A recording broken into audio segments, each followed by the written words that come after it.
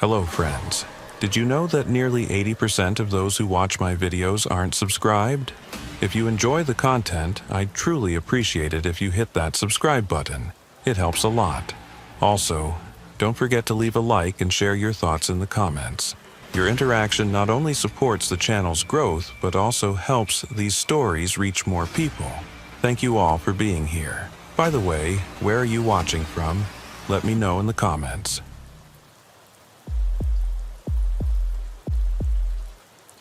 I need to tell you about something that happened to me in the summer of 2019. I kept it secret for many years because I didn't think anyone would believe me, and talking about it brought back feelings I had been trying to forget for a long time. But I think now is the right time to get it off my chest. My name is Carter Brooks, and I've been hauling freight in the western states for about 12 years. I started right after my father passed away and left me his old Kenworth when I was 23. I needed money. I needed to focus my mind elsewhere. I needed to keep moving. The road became my therapy, you could say. This particular run was supposed to be routine. I was hauling a load of industrial refrigeration units from Bakersfield, California, out to Flagstaff, Arizona. The route took me straight through the Mojave Desert on Interstate 40. I'd driven that stretch maybe 100 times before. During the day, it's just empty and hot. At night, though, it's a different animal entirely. The darkness out there isn't like darkness anywhere else. It's thick, heavy, the kind of darkness that makes you feel like you're driving through the void itself.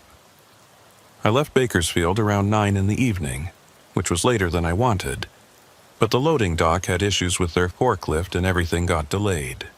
The dispatcher was breathing down my neck about the delivery time, so I didn't have much choice but to push through the night. I remember thinking it would be fine. I'd done overnight hauls through the desert plenty of times. Pop in some caffeine pills, crank up the radio, and just keep the wheels turning. The first couple hours went by without incident. Traffic was light, which was normal for a weeknight. I passed a few other semis, some RVs, the occasional car. The radio was playing some classic rock station out of Barstow, and I was making good time. The temperature had dropped from the daytime high of 105 down to something more manageable, maybe 80 degrees. I had the windows cracked, letting in that dry desert air that smells like dust and creosote bush. Around 11, I stopped briefly at a pilot station just outside of Barstow to top off the tank and grab some snacks. The place was nearly deserted, just one other truck in the lot and a couple of cars at the pumps. The fluorescent lights inside the convenience store made everything look washed out and artificial. The clerk was a kid, maybe 19, looked half asleep scrolling through his phone. I grabbed a couple energy drinks, some beef jerky, a bag of sunflower seeds. The kind of stuff that keeps your jaw working so you don't doze off. When I came back out, I noticed someone sitting in a dark sedan parked off to the side, away from the pumps. Couldn't see much through the windshield because of the glare from the station lights, but I had this odd feeling they were watching me. Not in a threatening way exactly, just watching. I shrugged it off, climbed back in the cab, and got back on the highway.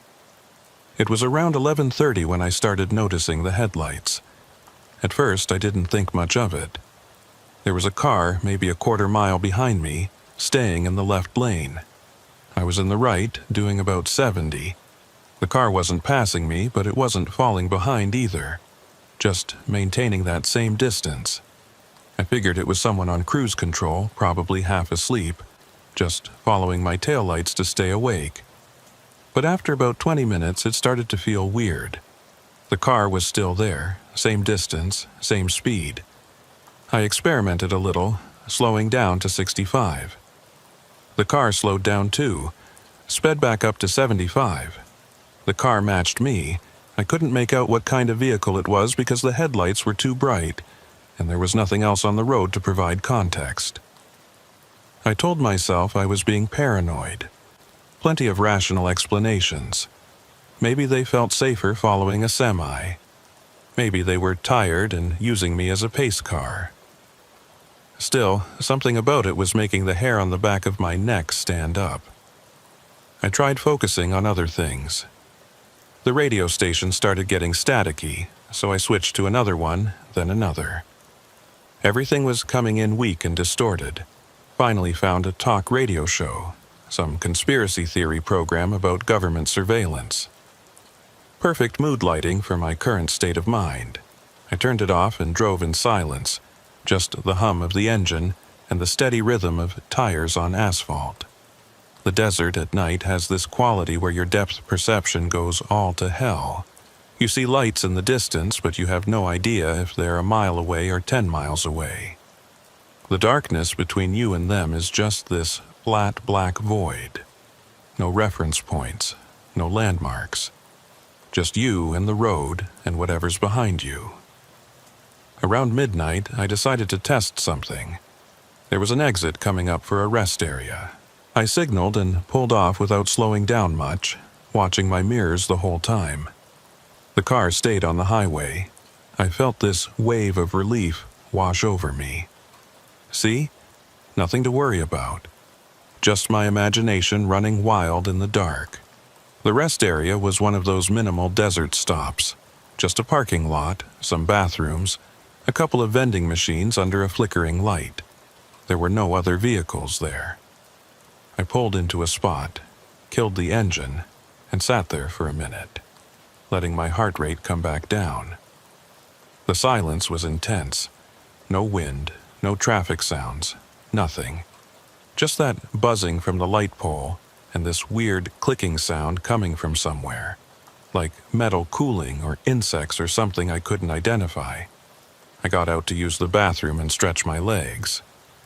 The air was cool now, probably down to 70 degrees, and it felt good after being in the cab for hours. The sky was clear, stars everywhere, that thick band of the Milky Way stretching overhead. Beautiful and completely indifferent to whatever was happening down here. The facilities were about what you'd expect. Concrete block building, harsh fluorescent lights, smelled like chemicals and hot piss. One of the lights inside was flickering in that way that makes you feel like you're in a horror movie. I did my business quickly, splashed some water on my face, and headed back out. That's when I saw it. The car was there. Parked at the far end of the lot, maybe 50 yards away.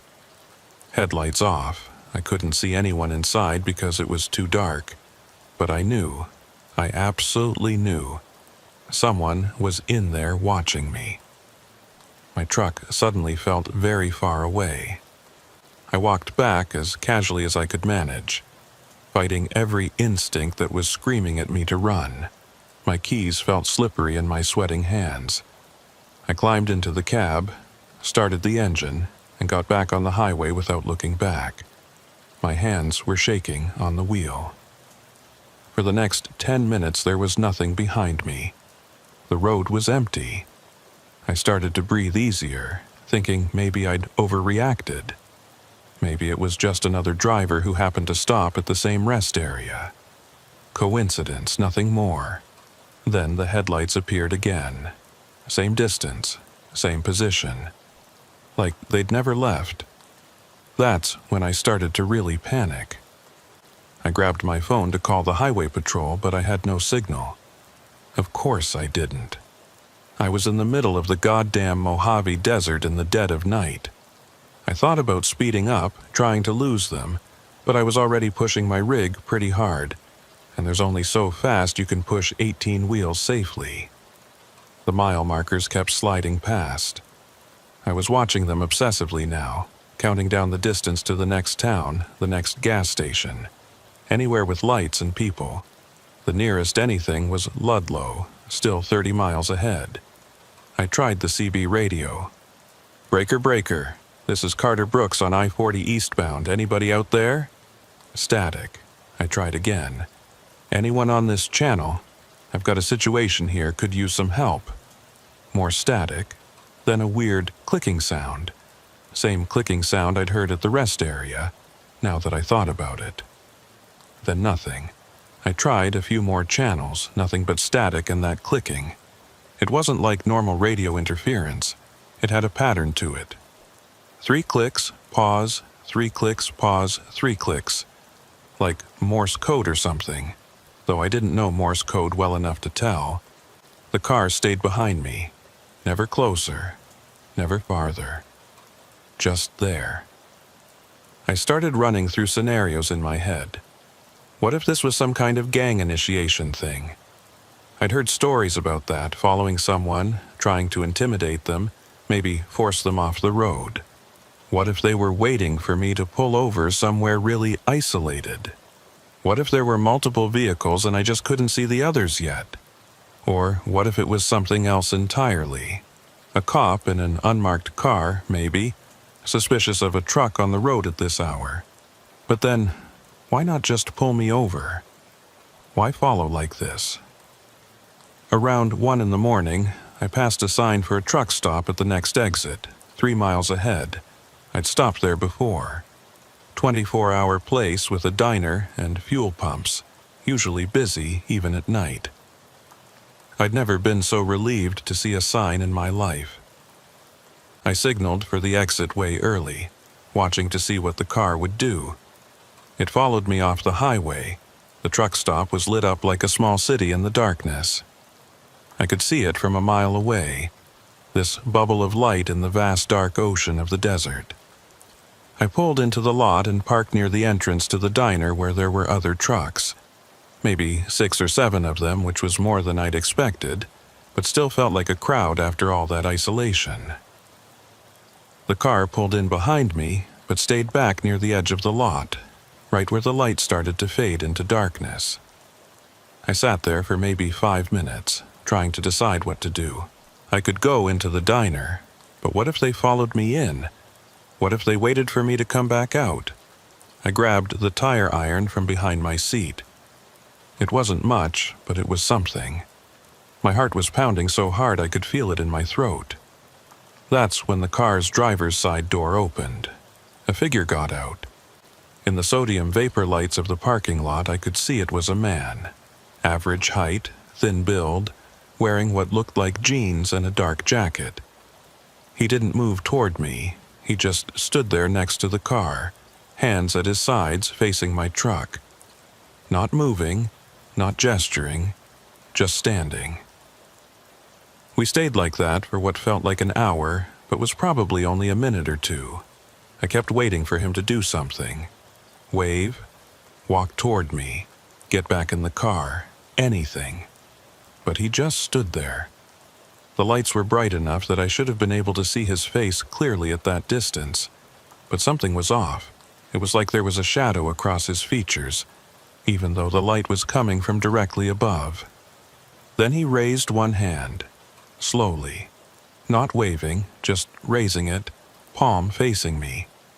Held it there for a few seconds. Then he got back in the car, started the engine, and drove away.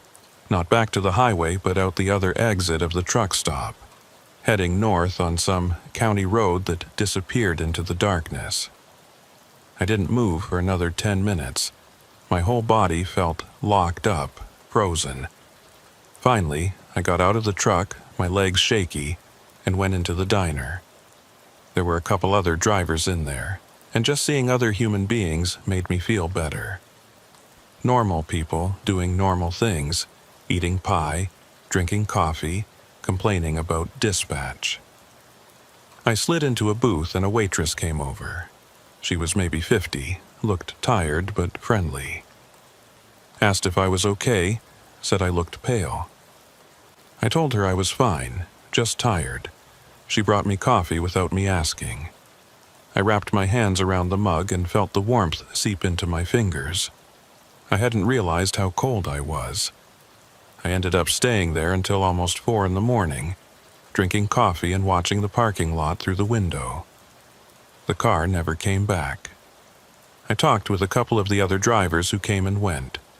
None of them had seen anything unusual on the road. One guy said I probably just spooked myself, driving alone too long. Easy to do in the desert at night, he said. Your mind plays tricks.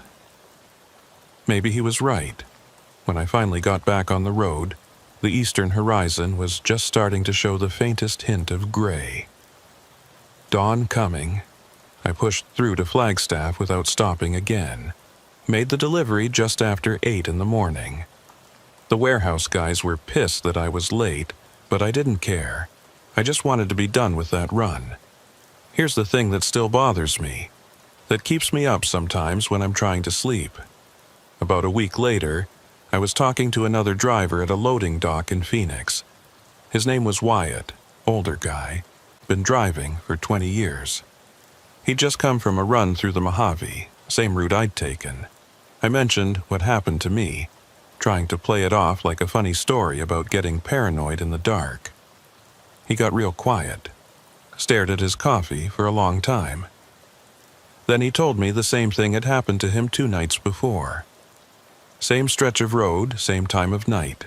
Car, following at the exact same distance, followed him to a rest stop, then showed up behind him again. He said the car followed him all the way to Needles before disappearing. I asked him if he got a look at the driver.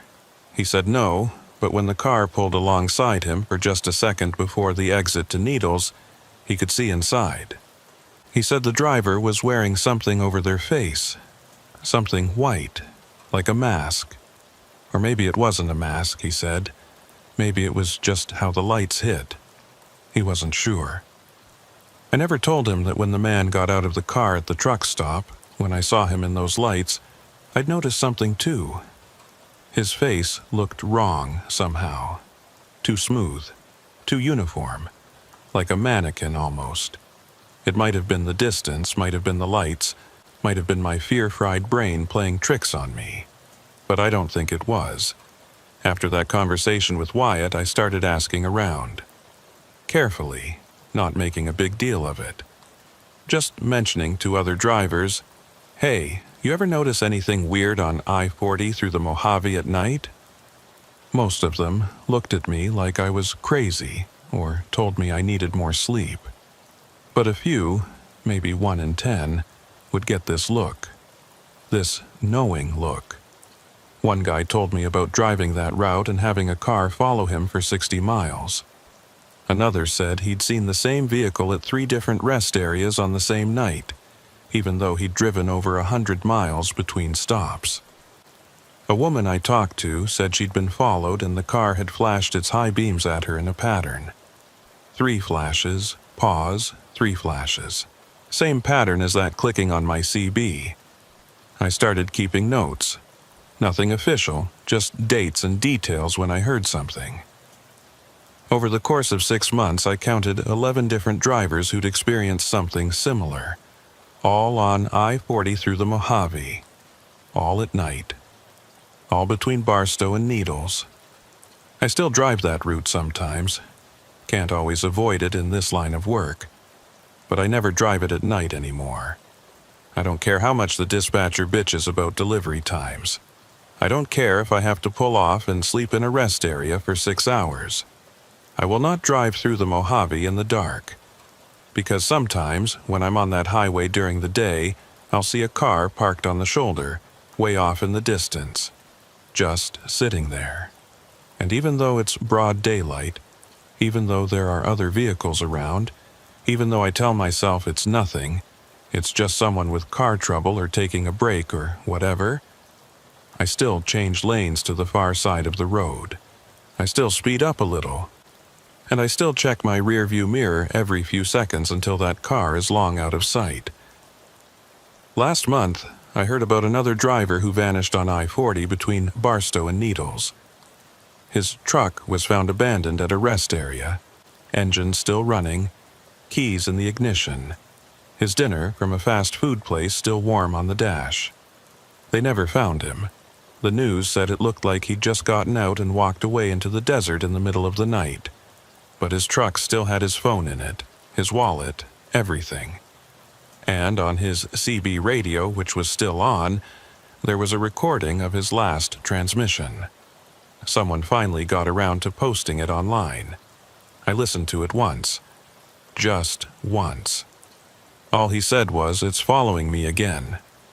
Then static. Then that clicking sound. 3 clicks, pause, 3 clicks, pause. I saved the dispatch report from my run that night, the one where I drove through the Mojave. I'm not sure why, maybe as proof that I was really there, that it really happened. Sometimes I take it out and look at it. The date, the times, the route. All there in black and white. At the bottom, there's a notes section. My handwriting, filled out when I finally got to Flagstaff that morning. I'd forgotten I'd written anything there until I looked at it again months later. It just says, "Never again after dark." I meant it then, I mean it now. But here's what scares me most, the thing I've never told anyone until right now. About 6 months ago, I was at a truck stop in Albuquerque, fueling up during the day. Bright, sunny afternoon, nothing scary about it. I was inside paying when I heard someone behind me in line. Just another driver, I figured, but something made me turn around. Some instinct, some feeling. It was a thin man in jeans and a dark jacket, average height, standing there with a cup of coffee and a pack of cigarettes, waiting to pay. Normal as could be. Our eyes met for just a second. His face was completely normal. Nothing weird about it at all. Regular features, nothing smooth or strange, but something in his eyes. I can't explain it. It was like he recognized me, like he knew exactly who I was and where he'd seen me before. He smiled, just a little, just the corners of his mouth turning up slightly.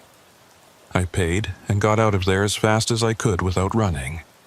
When I looked back from my truck, he was standing in the doorway of the truck stop, watching me leave. Still smiling, still holding that coffee cup. I haven't seen him since. But every time I stop for fuel now, every time I park for the night, every time I see headlights in my rear view that stay just a little too steady, just a little too consistent, I wonder if he's still out there. I wonder if he's still following. And I wonder what would have happened if I'd stayed at that rest stop just a little bit longer that night in the Mojave. If I'd gotten out of my truck when he got out of his car. If I'd walked over to see what he wanted. If I'd asked him why. Part of me is glad I'll never know. But another part of me, the part that wakes me up at 3 in the morning in random parking lots across the Southwest, that part knows something. He wasn't trying to hurt me that night. He was trying to tell me something. And whatever it was, whatever he was trying to communicate by following me for all those miles through the darkness, by stopping when I stopped, by watching from across that parking lot, by raising his hand in that strange gesture, I think I'm better off not knowing. Some questions don't need answers. Some things are better left in the dark. I'm typing this in my sleeper cab right now, parked at a rest area off I-15 in Utah. It's 2 in the morning. I couldn't sleep. Haven't been sleeping well for a while now, if I'm honest. I keep thinking about that drive, about that car, about that man, about the way he raised his hand, about his smile in that truck stop in Albuquerque, about those 11 other drivers I talked to, about the one who disappeared. I just checked my mirrors. The parking lot is empty except for 2 other trucks, both dark, drivers presumably asleep. There's a light pole about 30 yards away, casting that familiar sodium orange glow. Beyond that, just darkness. Desert darkness. The kind that goes on forever. But way at the back, past the lights, right at the edge where the desert darkness begins, there's a car. Headlights off. Too far away to see if anyone's inside. It's probably nothing. Probably just someone else who couldn't sleep. Pulled off for a rest. Happens all the time. People take breaks at weird hours. Truckers, travelers, anyone. Nothing unusual about a car in a rest area at night. Probably, I'm going to start my engine now. Going to get back on the road. Going to put some miles between me and this place. I've got another 8 hours to drive before my next delivery anyway. Might as well use the night hours when traffic is light. I'm not going to look back when I pull out. But I know what I'll see in my mirrors once I'm back on the highway. The same thing I've been seeing every night for the past 3 months. Headlights. Same distance, same speed, always there. The thing about being a trucker is that you learn pretty quick which routes pay well and which ones don't. You learn which dispatchers are straight with you and which ones will screw you over on mileage. You learn which truck stops have decent showers and which ones you wouldn't use even if you were caked in mud. But most importantly, you learn which loads are worth taking and which ones you should pass on, even if you need the money.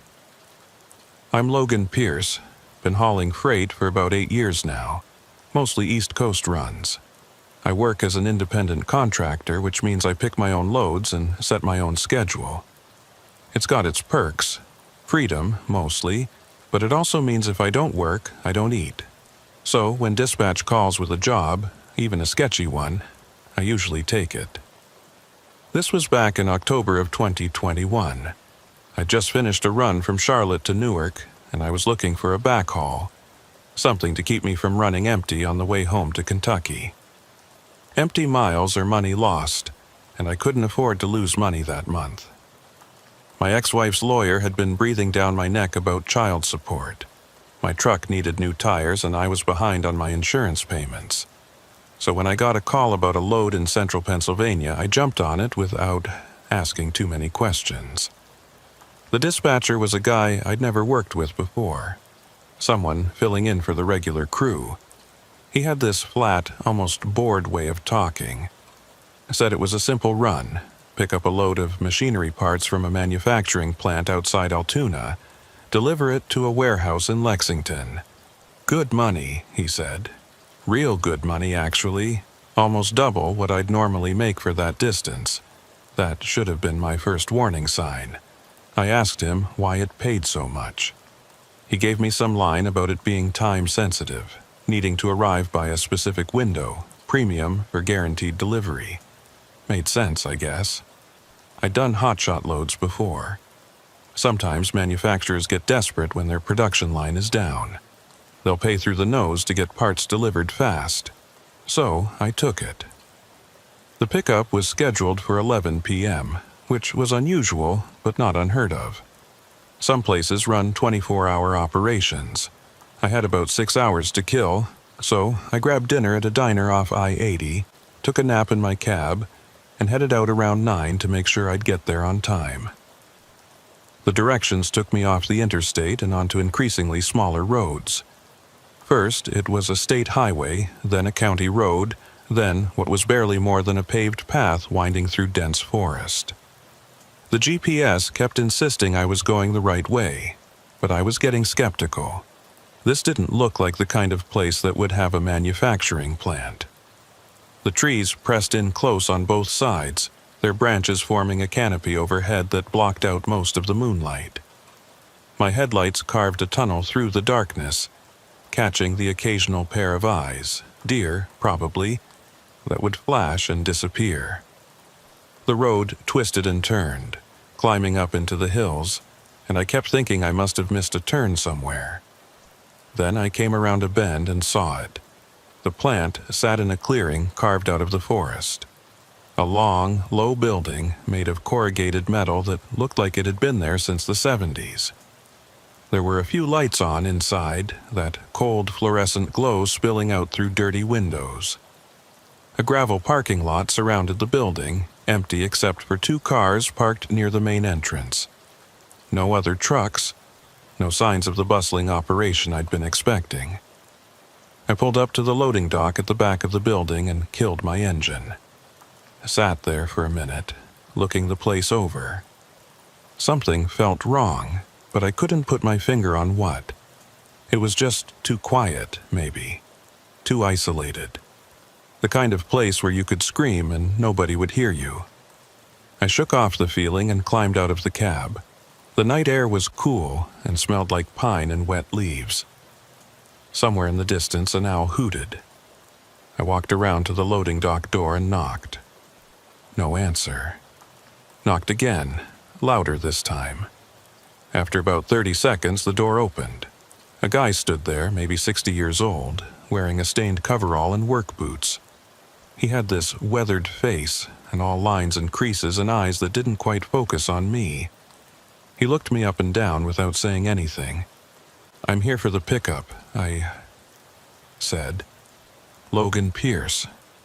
Supposed to load some machinery parts." He stared at me for another few seconds, then nodded slowly. Yeah, come on." He turned and walked back into the building without waiting to see if I followed. I hesitated for just a second, then went in after him. The inside of the plant was dimly lit. Most of the overhead lights turned off. The ones that were on flickered occasionally, creating these stuttering shadows. It was one big open space, filled with old manufacturing equipment. Presses, lathes, conveyor systems, all of it covered in dust and looking like it hadn't been used in years. Our footsteps echoed on the concrete floor. "Business slow?" I asked, trying to make conversation. The old guy didn't answer, just kept walking toward the back of the building. We reached a loading area where there were 6 wooden crates stacked on pallets. They were big, maybe 4 feet on each side, and wrapped in heavy plastic. No markings on them, no labels, nothing to indicate what was inside. "That's your load," the old guy said. He handed me a clipboard with paperwork. "Sign here." I looked at the bill of lading. It listed the contents as industrial components, and gave a weight that seemed about right for 6 crates that size. Everything looked legitimate, if vague. I signed it and handed it back. "You need help loading?" he asked. "Nah, I got it. Got a pallet jack in the truck." He nodded and walked away without another word. Disappeared into the shadows at the front of the building. I heard a door close somewhere, and then I was alone. I went back to my truck and backed it up to the loading dock. The whole operation took about 45 minutes. The crates were heavy but manageable. I strapped them down carefully, did my inspection, made sure everything was secure. The whole time I kept feeling like someone was watching me, but every time I turned around, there was nobody there. Just the empty parking lot and the dark forest beyond. Finally, I was done. I walked back into the building to see if anyone needed to sign off on the load, but the place was empty now. Even those 2 cars were gone from the parking lot. The lights in the front office were off. It was like the whole place had just shut down the moment I'd finished loading. I got back in my truck and got the hell out of there. The drive back to the main highway should have taken about 20 minutes according to my GPS. But something was wrong. The road I'd come in on seemed different now. The turns weren't in the same places. I'd pass a landmark, a distinctive tree, a curve in the road, and then I'd pass it again 10 minutes later. It was like I was going in circles. I pulled over and checked my GPS. It showed me exactly where I was, showed the route clearly, but when I followed it, I'd end up right back where I started. After the 3rd time this happened, I was starting to panic. My phone had no signal out here, so I couldn't call anyone. The CB radio was just static. It was almost 1 in the morning when I finally found a road that looked different. Not the way I'd come in, but at least it was going somewhere. I took it, figuring any direction was better than driving in circles. After about 15 minutes of winding through the forest, I came out onto a county road I recognized. From there, I found my way back to I-80. I should have felt relieved, but I didn't. I felt like I'd just escaped something, though I couldn't have told you what. The rest of the drive to Lexington was uneventful. I pushed through the night, stopping only once for fuel and to use the bathroom. I didn't want to stop any more than I had to. Those crates in the back of my truck were starting to bother me. Not because of anything specific. They were strapped down fine. The weight was distributed properly. It was just a feeling, like they were wrong somehow. Around 4 in the morning, somewhere in West Virginia, I started hearing sounds from the back of the truck. Subtle at first. A creaking noise, like wood expanding or contracting. Then a rattling, like something had come loose. I told myself it was just the road, just normal cargo sounds. But it kept getting louder. By the time the sun came up, the sounds had stopped. But now there was a smell. Faint at first, then stronger. It reminded me of chemicals, industrial solvents maybe, or cleaning products. It was giving me a headache. I pulled into a rest area and went back to check the load. Everything was still strapped down tight. The crates looked the same as when I'd loaded them, but the smell was definitely coming from them. Strong enough now that it was making my eyes water. I thought about opening one of the crates. The bill of lading said machinery parts, but something was telling me that wasn't right. The smell, the weight, the way those people at the plant had acted, it all felt wrong. But I didn't open them. Because here's the thing about being a trucker. You learn not to ask questions about your cargo. You learn that there are some things you're better off not knowing. Maybe it was just legitimate chemicals for manufacturing. Maybe it was something else. Either way, it wasn't my business. I was just the driver. I got back on the road. The delivery address in Lexington turned out to be another weird location. Not a warehouse like the dispatcher had said, but a storage facility on the outskirts of town. One of those places with rows of metal buildings and individual units. The kind of place where people keep their stuff when they're between houses, or where small businesses store inventory. I got there around 2 in the afternoon. The gate was open and the directions led me to a unit at the very back of the complex. Number 247.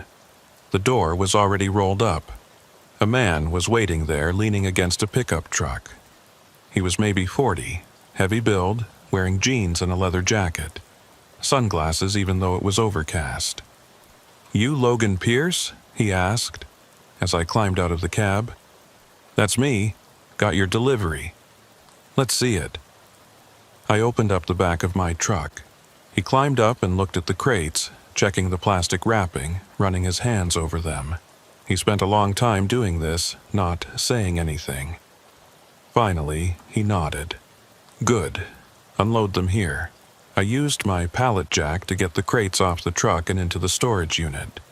He watched the whole time, arms crossed, not offering to help. The unit was empty except for some tarps on the floor. That chemical smell was really strong now. I was trying not to breathe too deeply. When the last crate was in, he handed me an envelope.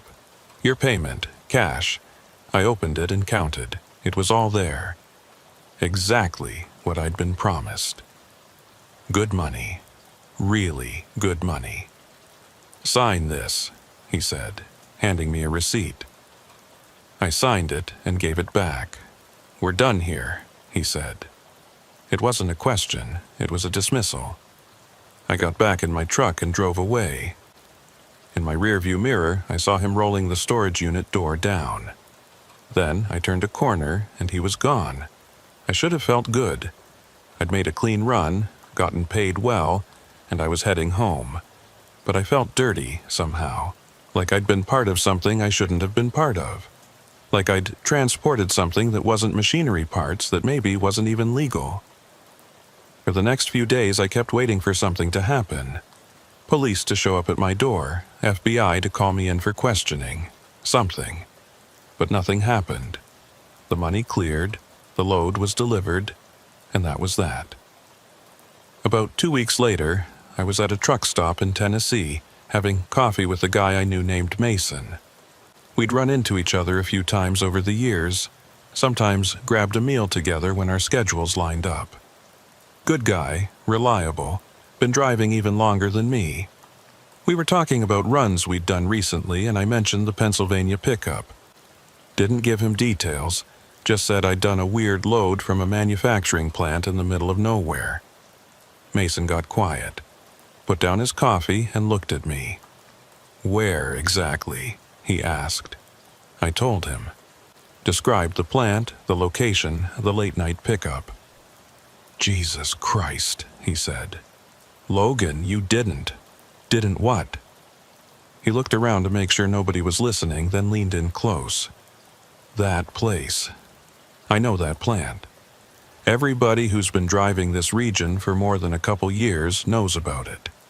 You don't take loads from there. Why not? Because drivers who do tend to have problems afterwards. Nothing you can prove, nothing definite, but bad luck seems to follow them around. Mechanical failures, accidents. One guy I knew took a load from there and his truck caught fire a week later. Total loss. Another guy got pulled over 3 times in 1 month, always by the same state trooper, always on some bullshit violation. I laughed it off, told him he was being superstitious, but he didn't laugh. I'm serious, man. Stay away from that place. Whatever they're doing there, whatever they're shipping, you don't want to be part of it. Little late for that, I said. Yeah, he said. Yeah, I guess it is.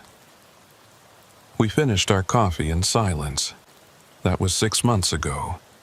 Since then, I've had my share of problems. My truck broke down twice, both times with issues the mechanic couldn't really explain. Just said things had failed that shouldn't have failed. I got audited by the IRS for the first time in my life. Got pulled over for a random DOT inspection that found violations I know weren't there when I'd done my pre-trip. Had to pay fines. Lost my safety rating. Could be coincidence. Probably is coincidence. Bad luck happens to everyone, right? But here's the thing that keeps me up at night. Last week, I got a call from that same dispatcher. Different number, but I recognized the voice. Same flat, bored tone. He had another load for me. Same route, same plant, same good money. I asked him what the cargo was. He said machinery parts, same as before. I told him no. Told him I wasn't available. I had other commitments. He was quiet for a long time. Then he said, "You sure about that, Logan? Seems like you could use the money. Been having some bad luck lately, haven't you?" I hung up on him. How did he know about my bad luck? I hadn't told anyone about the breakdowns, the audit, any of it. Not anyone who would have talked to him. The phone rang again immediately. Same number. I didn't answer. It rang 15 more times over the next hour. I finally turned my phone off. When I turned it back on the next morning, there was a voicemail. Just breathing at first. Then that same flat voice, "The offer stands. When you're ready, you know how to reach us." I deleted it, blocked the number. But I keep thinking about what he said. When you're ready, not if, when. Like they know something I don't. Like they're waiting for something to happen that will make me desperate enough to call them back. I've been thinking about getting out of trucking altogether. Maybe finding some local work, driving a delivery van or something. Something where I stay in one area, where I don't have to take loads from strangers in the middle of nowhere. But I've got bills to pay, and this is the only work I know. Last night, I was going through my paperwork, trying to organize my taxes for the accountant. I found the bill of lading from that Pennsylvania run. I'd filed it away and forgotten about it. I looked at it more carefully this time, really looked at it. The company name on the letterhead wasn't real. I Googled it, doesn't exist. The address was fake, too. The signature at the bottom was illegible, just a scrawl, but there was a phone number. Printed small at the bottom. I recognized it immediately. It was the same number that dispatcher had called me from last week. I threw the paperwork away, took it outside to my trash can, and buried it under other garbage, like I was afraid it might contaminate something if I kept it in the house. But I'd already memorized the number. It's stuck in my head now. 10 digits that I can't forget no matter how hard I try. I'm writing this because I need to tell someone. If something happens to me, if I disappear or have an accident or whatever, I want there to be a record. I want someone to know about that plant, about those crates, about that phone number. Don't call it. Don't take loads from them, whatever they're doing, whatever they're moving, it's not worth the money. It's not worth any amount of money. I keep telling myself I won't go back, that I'll find other work, that I'll make do somehow, that no matter how bad things get, I won't pick up that phone and call that number. I keep telling myself that. But it's been 6 months and my luck keeps getting worse. My truck is making a noise now that 3 different mechanics can't diagnose. My bank account is shrinking. My ex-wife's lawyer is threatening to take me to court again. And I keep thinking about that envelope full of cash. How easy it was, how quick. One night's work, and I had more money than I'd made in the previous month. The phone rang again this morning. Different number this time, but I knew who it was before I answered. I don't know why I answered. I should have just let it ring. That flat voice again. We have another load. Pennsylvania to Kentucky. Same rate. Are you available? I should have said no. Should have hung up. Should have blocked this number too. But I didn't. I said I'd think about it. He said, "You have 48 hours. Then he hung up. That was 6 hours ago. I've got 42 hours left to decide. I'm not going to take it. I'm not. Whatever's in those crates, whatever they're doing, I don't want to know. I don't want to be part of it. I'm not going to call them back. I'm not. But I keep looking at my bank statements. Keep thinking about those bills. Keep hearing that noise in my truck's engine that nobody can fix. Keep wondering what will break next, what will fail next, what it will cost. 42 hours. I'm not going to do it. I'm not."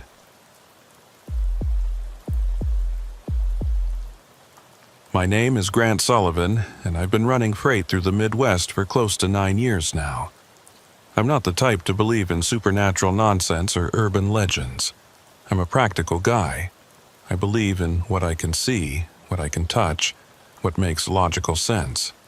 But I'm going to tell you about something that happened to me last spring that I still can't explain, no matter how hard I try to rationalize it. It was mid-April, and I was driving a load of agricultural equipment from Omaha to Des Moines.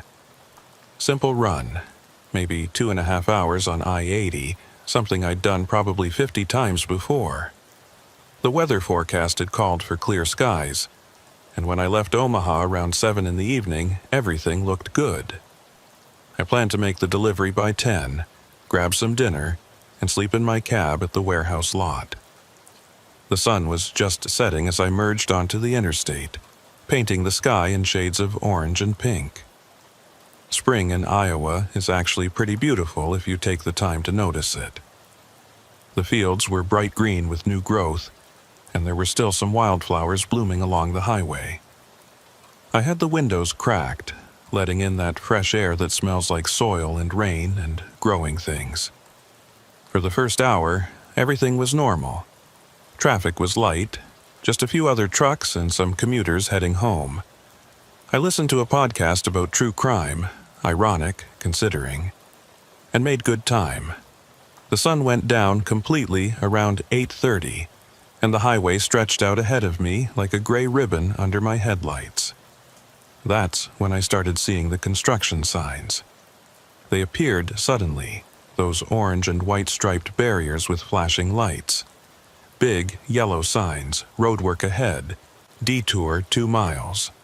I frowned because I hadn't heard anything about construction on this stretch. Usually the trucking apps and CB chatter would mention something like that. But maybe it was emergency work, something that came up suddenly. The detour signs directed me to take exit 76. I'd driven past this exit before, but never taken it. It led to a county road that headed south into farmland. Not ideal for a semi, but if the main highway was closed, I didn't have much choice. I signaled and took the exit. The county road was darker than the interstate. Just 2 lanes with no streetlights. My headlights picked out the reflective detour signs pointing the way. Every half mile or so, there'd be another arrow, directing me forward or indicating a turn. I followed them, trusting that they'd loop me back to the interstate eventually. After about 10 minutes, I started to feel uneasy. The road was getting narrower, and the pavement was in rough shape. potholed and cracked. This didn't seem like the kind of route they'd send truck traffic down. I grabbed my phone to check the GPS, see if there was an alternate route, but I had no signal. That wasn't unusual out here in rural Iowa, but it added to my growing anxiety. The detour signs kept appearing at regular intervals, their reflective surfaces catching my headlights. Each one pointed me forward, deeper into the countryside. I passed a few farmhouses, all dark, no lights in the windows. Past an old grain elevator that looked abandoned, its metal sides rusted and peeling. Past field after field of corn that was maybe knee-high, the stalks rustling in a wind I couldn't feel. I'd been on the detour for about 25 minutes when I realized I hadn't seen any other traffic. Not one car, not one other truck. Just me and this empty road and those detour signs leading me on.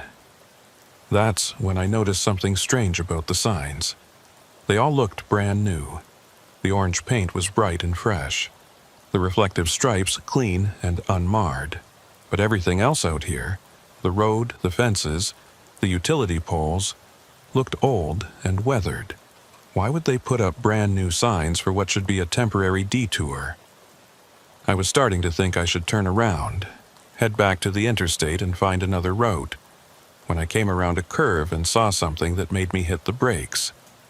There was a truck stopped in the middle of the road, not pulled over to the side, right in the middle, blocking both lanes. It was an older model Peterbilt, maybe from the late 90s, dark blue or black, hard to tell in my headlights.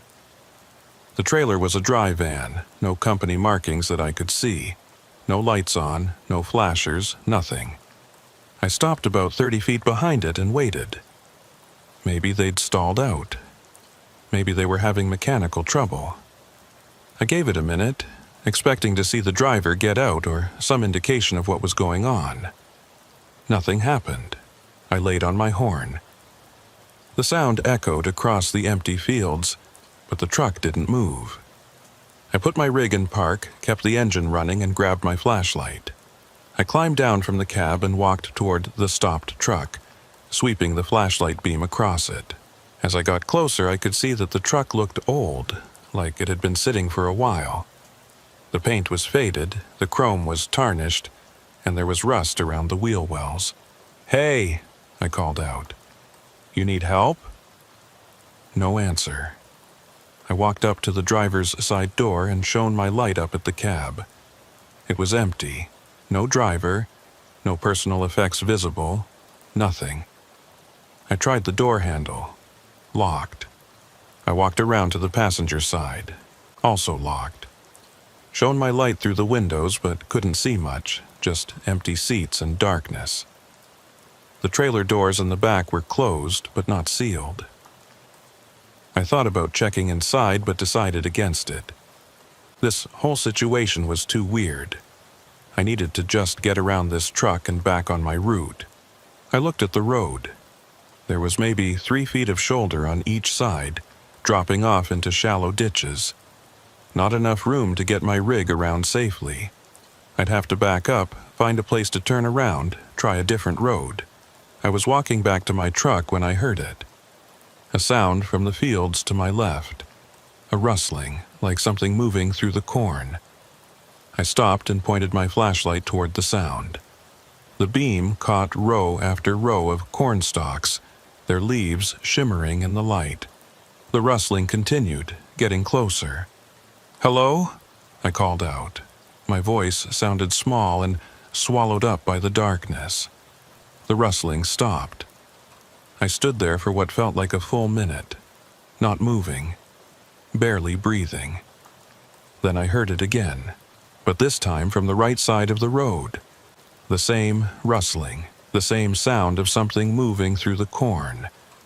I didn't wait to see what it was. I turned and walked quickly back to my truck, not quite running but close. I climbed into the cab, locked the doors, and put the truck in reverse. My heart was hammering. I told myself it was just an animal. Deer, probably. Iowa has plenty of deer. But deer don't move on both sides of the road at the same time, and deer don't make sounds that deliberate, that purposeful. I backed up carefully, watching my mirrors, until I found a spot wide enough to turn around. It took me several tries, and the whole time I kept glancing at that abandoned truck in my headlights, half expecting to see someone standing next to it. But it just sat there, empty and dark and blocking the road. Once I was turned around, I headed back the way I'd come, following the detour signs in reverse. I drove faster than I should have on that rough road, but I needed to get back to the interstate. Needed to be somewhere with lights and people and cell phone signal. I passed the abandoned grain elevator again, past the dark farmhouses. The road seemed longer going back, like it was stretching out in front of me. I kept checking my odometer, but the numbers didn't seem to be adding up right. Then I saw the detour sign, the same arrow pointing forward that I'd followed earlier. But I was going the opposite direction now. The arrow should have been pointing behind me. I slowed down, confused. The sign definitely said to continue forward, but forward was deeper into the farmland, away from the interstate. I looked at the next sign, same thing, and the next one. Every sign was pointing me forward, urging me on, even though I was trying to go back. That's when I realized the arrows had changed, or I'd been turned around somehow, or something was wrong with my sense of direction. I pulled over and sat there trying to think. My phone still had no signal. The GPS wasn't loading. The CB radio was just static. I looked out at the cornfields stretching away on both sides. In my headlights, I could see those stalks moving, swaying, even though there was no wind. The motion seemed coordinated somehow, like waves moving through the crop in patterns that didn't make sense. I put the truck back in drive and kept going, ignoring the signs now. I'd just follow the road, and eventually I'd hit something, a town, another highway, a building with people. You can't drive in a straight line in Iowa forever without hitting civilization. But the road curved, twisted back on itself, split into intersections where I had to choose a direction with no idea which way led where. And always, there were the detour signs, their reflective surfaces catching my lights, their arrows pointing me onward. I don't know how long I drove like that. It felt like hours. My gas gauge was dropping faster than it should have been. The clock on my dashboard seemed stuck, still showing 9:47 no matter how much time passed. At some point, I saw lights ahead, real lights, not just reflective signs. Street lights. I almost cried with relief. I pressed harder on the gas, speeding toward them.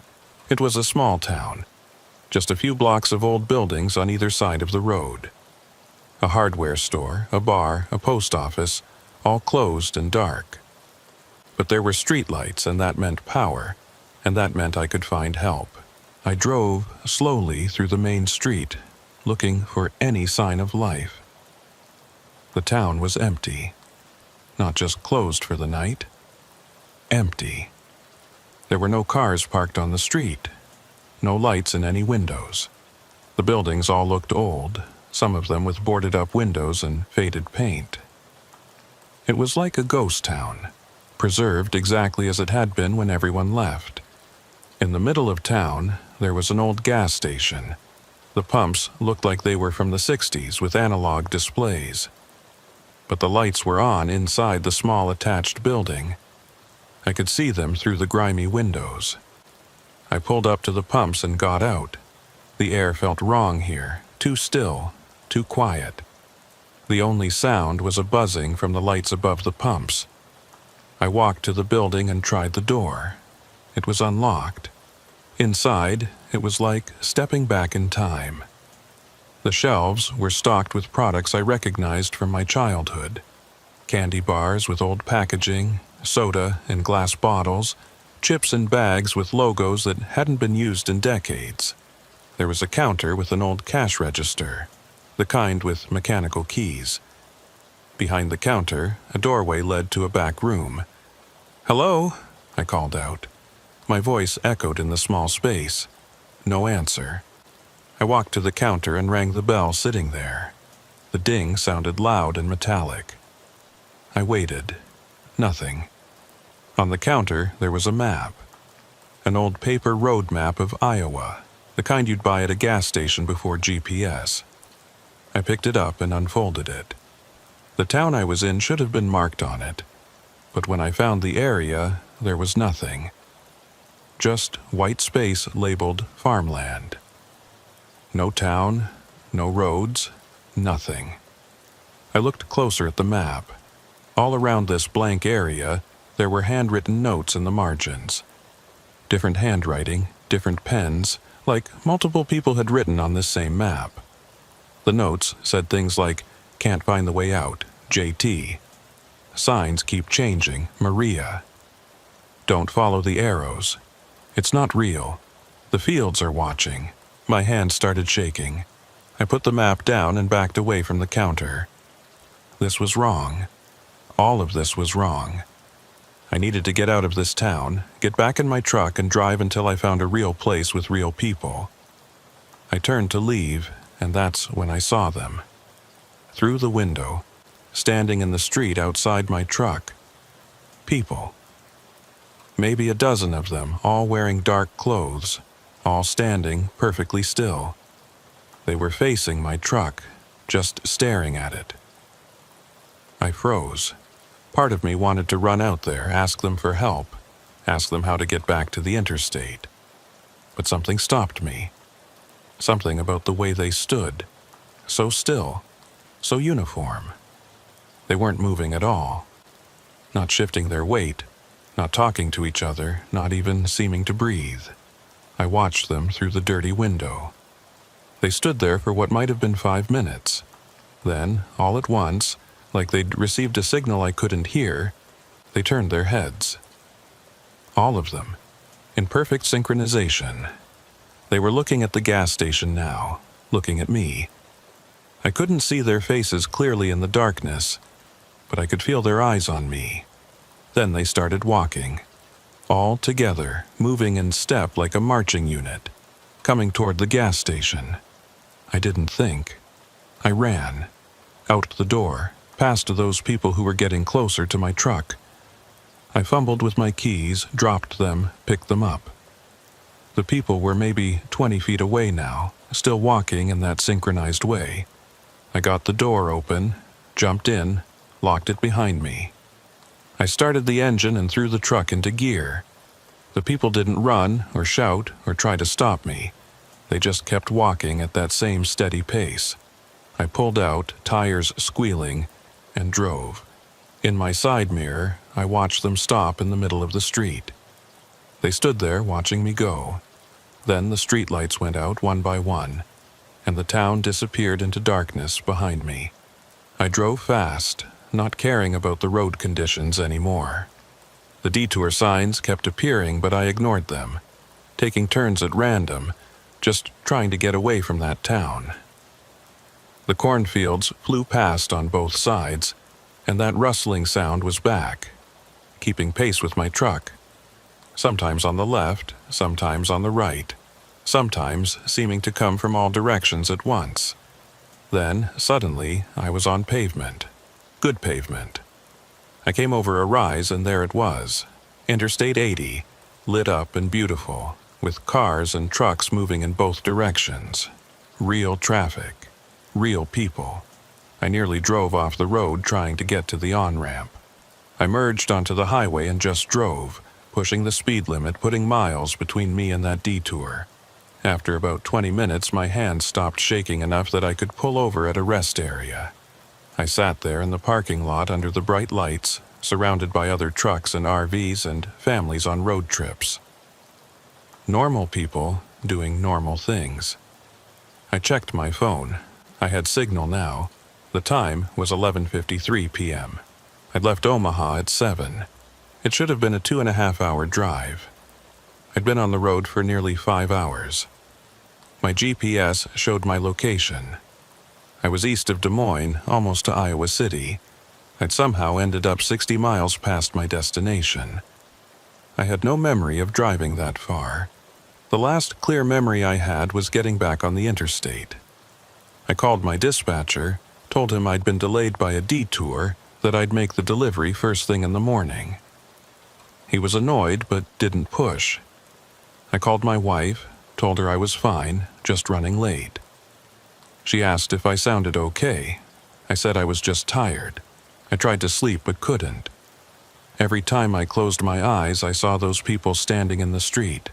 Saw the cornfields swaying in patterns. Saw those detour signs with their fresh orange paint. The next morning, I made the delivery. Afterward, I drove back to that exit, exit 76.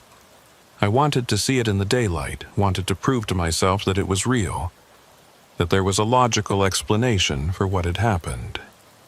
The exit was there, but when I took it, the detour signs were gone. All of them. The county road looked different too. It was wider, better maintained. I drove for about 10 minutes and came to a 4-way stop with a regular highway sign pointing to Des Moines. No abandoned truck, no ghost town, just normal Iowa farmland. I asked other drivers about it later. Described the detour, the signs, that stretch of road. Most of them had never heard of any construction on I-80 that night. One guy, an older driver named Brooks, who'd been running Iowa routes for 20 years, got quiet when I mentioned exit 76. "You're not the first person to tell me about a detour there," he said. "Happens every few years. Driver takes that exit at night, follows some signs, gets lost for a while. Usually they end up way off course, sometimes hours past when they should have arrived. Most of them don't talk about it. The ones who do mention seeing strange things." "Like what?" I asked. "Like towns that aren't on any map. Like roads that loop back on themselves. Like..." He hesitated. "Like people in the cornfields. Or groups of people who all move the same way. That sort of thing." "What is it?" I asked. "What's happening out there?" He shrugged. "Don't know. Maybe it's something in the water. Maybe it's just the isolation and the darkness playing tricks on tired drivers. Maybe it's something else. But I'll tell you this. I never take that exit, day or night. And I tell every new driver I meet the same thing. If you see detour signs on I-80 near exit 76, don't follow them. Take the next exit instead. Or just push through whatever construction there is. Because once you follow those signs, once you get off onto those back roads, there's no guarantee you'll find your way back." I've driven through Iowa dozens of times since then. I always take I-80, and I always pass exit 76. During the day, it looks completely normal. Just a regular exit with a regular county road. But I've never taken it again, and I never will. A few months ago, I was at a truck stop in Council Bluffs. I was in the driver's lounge half watching TV when the news came on. They were doing a story about a missing truck driver. He'd been hauling a load from Omaha to Davenport, driving I-80 when he'd disappeared. His truck was found abandoned on a county road south of the interstate. The driver was gone. No signs of struggle, no indication of where he'd gone. The truck was still running, the load was intact, his wallet and phone were in the cab. He'd just vanished. They showed a map of where the truck was found.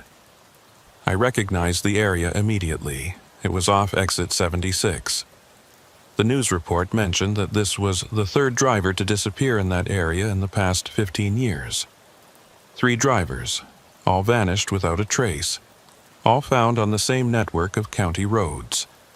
The reporter asked if anyone had information to contact the state police. They showed the missing driver's photo. He looked like a regular guy, maybe 45, with a wife and kids. Looked like someone I might have had coffee with at a truck stop. Talked about loads and routes and the weather. Now he's gone. Just gone. And the only thing they found in his truck, besides his personal effects, was a note scrawled on the back of his bill of lading. It said, "The signs keep changing. Can't find the interstate. They're watching from the fields." I think about that note sometimes when I'm driving at night. Think about what he must have experienced in his last hours. Think about those people I saw, standing in perfect synchronization. Think about that abandoned truck blocking the road. Think about the cornfields, swaying in patterns that seemed almost intelligent. I haven't told this story to many people. The ones I have told it to usually have one of two reactions. Either they look at me like I'm crazy, or they get very quiet and won't quite meet my eyes. The second reaction bothers me more than the first, because it means they know something. It means maybe they've experienced something similar, and they're too scared to talk about it. Last week, I got a new load assignment. Omaha to Des Moines, same route as before. I almost turned it down. Almost called dispatch and told them to give it to someone else. But I've got bills to pay and a family to support, and I can't let one bad experience keep me from doing my job. So I took it. I left Omaha at 3 in the afternoon, made sure I'd reach Des Moines before dark. Drove straight through, didn't stop, didn't slow down near exit 76. Just kept my eyes on the road ahead and my mind on anything else. I made the delivery without incident. It was just a normal run. But as I was leaving Des Moines, heading back home, the sun setting in my rearview mirror, I saw something that made my blood run cold. A detour sign. Brand new, bright orange, reflective striping. On I-80, just past exit 76. The arrow pointing to the exit ramp. I drove past it without slowing down. Kept my eyes forward. But I could see it in my side mirror, that orange and white sign, flashing in the dying light. There was no construction. The highway was completely clear. There was no reason for a detour, but the sign was there. It's still there, as far as I know. And one of these nights another driver is going to see it. Another driver is going to take that exit, follow those arrows, and end up on those dark county roads with the cornfields pressing in close on both sides. I just hope they make it back, because I'm not sure I was supposed to.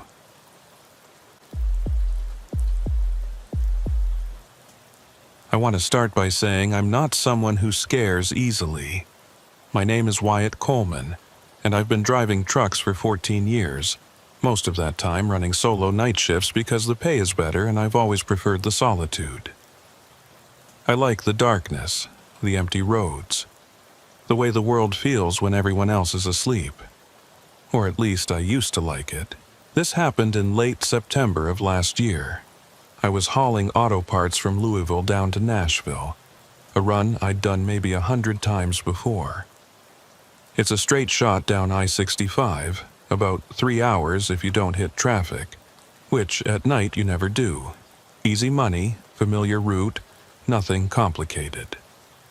I left the distribution center in Louisville around 10 p.m. The weather was perfect, cool but not cold, clear skies, no wind. My truck was running smooth, I had a full tank of fuel, and I'd gotten a decent nap earlier in the day, so I was alert and ready for the drive. I remember feeling good about the run, content even. Sometimes you get that feeling where everything is exactly as it should be, and that's how I felt pulling out of Louisville that night. The first hour went by exactly as expected. Traffic was sparse, just a few other semis and some cars here and there. I listened to an audiobook, some thriller novel I'd downloaded. The protagonist was a detective tracking a serial killer through the Pacific Northwest. Kept me engaged, helped the miles slide by. Around 11:30, I noticed my fuel gauge was sitting just under half a tank. I didn't need to stop yet. I had plenty to make it to Nashville. But I developed a habit over the years of never letting my tank drop below a quarter. Call it paranoia, call it caution, but I'd seen too many drivers get stranded because they tried to stretch their fuel too far. Better to fill up when you can than to need it and not have the option. So, when I saw a sign for a fuel stop at the next exit, I signaled and pulled off. The sign said, "Fuller's Fuel and Food, 24 hours, 2 miles."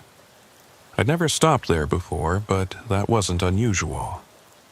There are truck stops all over I-65, and I'd used dozens of them over the years. One place is pretty much like another. The exit ramp curved down and merged onto a 2-lane road that headed east, away from the interstate. I could see the glow of lights in the distance. The fuel stop, presumably. The road was dark, no streetlights, just my headlights cutting through the blackness. Trees pressed in close on both sides, their branches forming a tunnel overhead. I drove for maybe 3 minutes, following the road as it wound through the forest. The lights got brighter ahead. Then I came around a final curve, and there it was. Fuller's Fuel and Food was bigger than I expected. It had 8 fuel pumps under a large canopy, all of them lit up with bright fluorescent lights. There was a main building that looked like it served as both a convenience store and a diner, with big windows and that industrial look you see at most truck stops. The parking lot was large, with spaces marked for trucks and cars. There were even a few picnic tables off to one side under some trees, but the place was completely empty. No other trucks, no cars, nothing. Just my rig pulling into that vast, illuminated parking lot. I didn't think much of it at first. It was almost midnight on a Tuesday. Plenty of truck stops are dead at this hour, especially the smaller ones off the main routes. I pulled up to one of the diesel pumps and killed my engine. The silence was immediate and absolute. No highway noise. We were too far from the interstate. No wind, no insects, nothing. Just this heavy, pressing silence that made my ears ring. I sat there for a moment, looking at the building. Through the windows I could see the interior was lit up. The aisles of snacks and supplies, the coolers along the back wall, the counter with its register and lottery ticket display. Everything looked normal. I climbed down from the cab and stretched. My joints popped. I'd been sitting for over an hour and it felt good to move.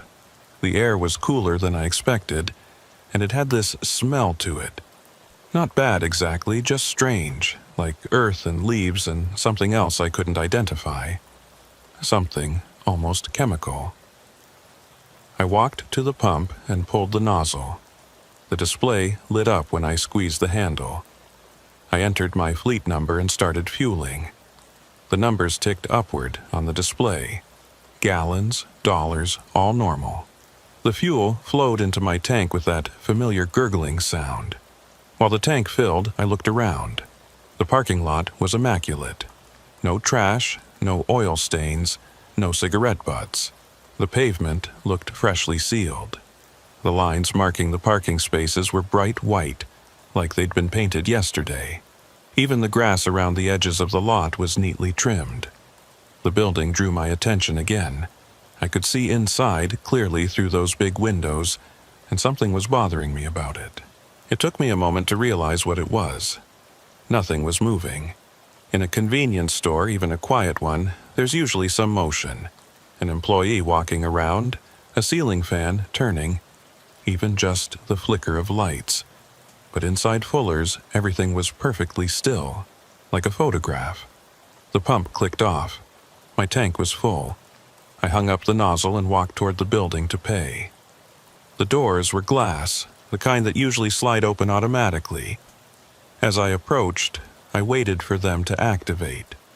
They didn't. I got right up to them and stood there. Nothing. I could see the sensor above the door, a little black box that should have detected my presence. But the doors stayed closed. I tried waving my hand in front of the sensor. Nothing. Finally, I pushed on the door. It swung open easily, manual rather than automatic. A bell should have chimed. Most convenience stores have one, but there was no sound. The interior was cold. Not just air-conditioned cold, but genuinely cold, like someone had set the thermostat way too low. My breath didn't quite fog, but I could feel the chill seeping through my jacket. The fluorescent lights overhead were bright, casting everything in this harsh, flat illumination that made the colors look washed out. "Hello?" I called out. My voice sounded strange, muted somehow. No answer. I walked to the counter. There was no one there.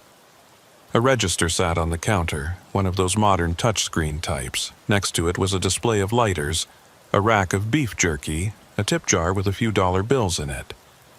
Behind the counter, I could see a doorway that presumably led to a back room or office. "Hello?" I called again, louder this time.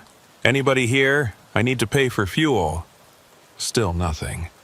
I stood there for a moment, unsure what to do. This wasn't completely unprecedented. I'd been to small-town gas stations where the attendant had stepped away for a minute, gone to the bathroom or out for a smoke. But something felt wrong about this. The silence was too complete. The cold was too intense. And there was that smell again, stronger inside. That chemical smell mixed with something organic, like rotting leaves. I decided to wait. I walked around the store, looking at the shelves, just to kill time. Everything was stocked normally. Chips, candy, beef jerky, motor oil, windshield washer fluid. The coolers along the back wall were full of energy drinks and sodas and water. There was even a section of trucking supplies, logbooks, bungee cords, tie-down straps. But as I looked closer, I started noticing details that weren't quite right. The products on the shelves all looked slightly off.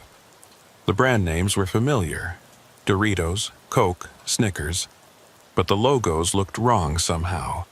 The colors were slightly different, or the fonts weren't quite what I remembered. It was subtle enough that I might not have noticed if I hadn't been paying attention. But once I saw it, I couldn't unsee it. I picked up a bag of chips. Lay's, or what looked like Lay's. But the logo was backwards, the apostrophe on the wrong side of the name. I put it back and picked up a candy bar. The wrapper said Snickers, but the font was all wrong, too angular, too sharp. A cold feeling started spreading through my chest. This wasn't right. None of this was right. I walked quickly back to the counter. "Hello? I really need someone to come out here. I need to pay and get back on the road." The silence pressed in on me. I noticed that I couldn't hear any of the normal sounds a building makes. No humming from the coolers, no buzz from the fluorescent lights, no distant murmur of a radio or TV. Nothing. Just that absolute, suffocating silence. Behind the counter, that doorway stood open. It led to darkness. I leaned over the counter, trying to see into the back room. "Hello? Is anyone back there?" No answer. I stood there, debating what to do. Every instinct I had was screaming at me to leave, to get back in my truck and get out of here. But I needed to pay for the fuel. I couldn't just drive off without paying. That was theft. And even more than that, I couldn't shake the feeling that leaving without resolving this would somehow be worse than staying. I walked around the counter and approached the doorway. The darkness beyond was complete, impenetrable. I pulled out my phone and turned on the flashlight. The beam cut into the darkness, revealing what looked like a storage room. Shelves stacked with boxes, a desk in the corner, a filing cabinet. Normal backroom stuff. "Hello?" I stepped through the doorway. My flashlight beam swept across the room. There was another door on the far wall, closed. Maybe an office or a bathroom. I walked toward it, my footsteps echoing on the concrete floor. That's when I heard it. A sound from behind me, from the main store area. A soft clicking, like someone typing on a keyboard or walking in hard-soled shoes. I spun around and pointed my light back toward the doorway. There was nothing there. But the sound continued, coming from multiple directions now. Click, click, click. Rhythmic, purposeful. "Who's there?" My voice came out steadier than I felt. The clicking stopped. In the sudden silence, I heard something else. A rustling sound, like paper being shuffled. It was coming from the main store. I walked back through the doorway. The store looked the same as before, empty, bright, cold. But something had changed. I couldn't put my finger on what at first. Then I realized the products on the shelves had moved. Not dramatically, but enough to notice. The bag of chips I'd picked up earlier was now on a different shelf. The candy bars were arranged in a different pattern. I backed toward the door, keeping my eyes on the shelves. That's when I saw the security mirror in the corner of the store. One of those convex mirrors that lets you see around corners. In the reflection, I could see the backroom doorway, and standing in that doorway, just barely visible in the darkness, was a figure. I spun around. The doorway was empty. I looked back at the mirror. The figure was still there in the reflection, just standing in the darkness watching me. My heart was pounding now. I walked quickly to the exit, no longer caring about payment or protocol or anything except getting out of this place. I pushed on the door. It didn't budge. I pushed harder. Nothing. The door that had opened so easily when I came in was now locked tight. I could feel panic rising in my throat. I turned back to look at the store. The figure in the mirror hadn't moved. I tried the door again, throwing my weight against it. The glass rattled but didn't give. Then the lights went out. Not all at once, but in sequence, like someone was flipping switches. The overhead fluorescent started going dark from the back of the store toward the front. One row, then another, then another. The darkness rolled toward me like a wave. I pounded on the door. "Let me out! Somebody help!" The last row of lights went out. I was in complete darkness, except for my phone's flashlight. I spun around, sweeping the beam across the store. The aisles were empty. The counter was empty. But I could hear movement now. Lots of movement. That clicking sound was back, coming from everywhere at once, surrounding me. I aimed my light at the security mirror. In the reflection, I could see them. Figures. Dozens of them standing throughout the store. They were all facing me, all perfectly still. I couldn't make out their features, just dark silhouettes in my flashlight beam. I turned to look at the store directly. Nothing there. Just empty aisles. But in the mirror, the figures remained visible. The clicking intensified. It was coming from the figures, I realized. They were making that sound. All of them in perfect synchronization.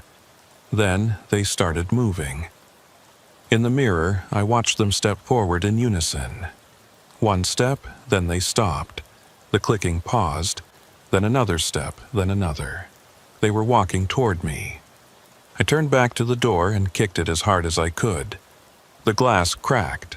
I kicked again. The crack widened. One more kick and the glass shattered outward. I didn't think about the shards or the alarms or the consequences. I just ran. Climbed through the broken door, feeling glass scrape my jacket, and ran for my truck. Behind me, the lights in the store came back on, all at once. I glanced back as I reached my truck and saw through the windows that the store looked normal again. Empty, bright, silent, as if nothing had happened. I jumped into my cab, started the engine, and pulled out of that parking lot faster than I've ever pulled out of anywhere. My tires squealed on the pavement. I didn't care. I just needed to get away. The road back to the interstate seemed longer than when I'd driven in. The trees pressed closer. My headlights seemed dimmer. But finally, I saw the on-ramp ahead and merged back onto I-65. Once I was back on the interstate, surrounded by the familiar sight of reflective lane markers and road signs, my panic started to subside.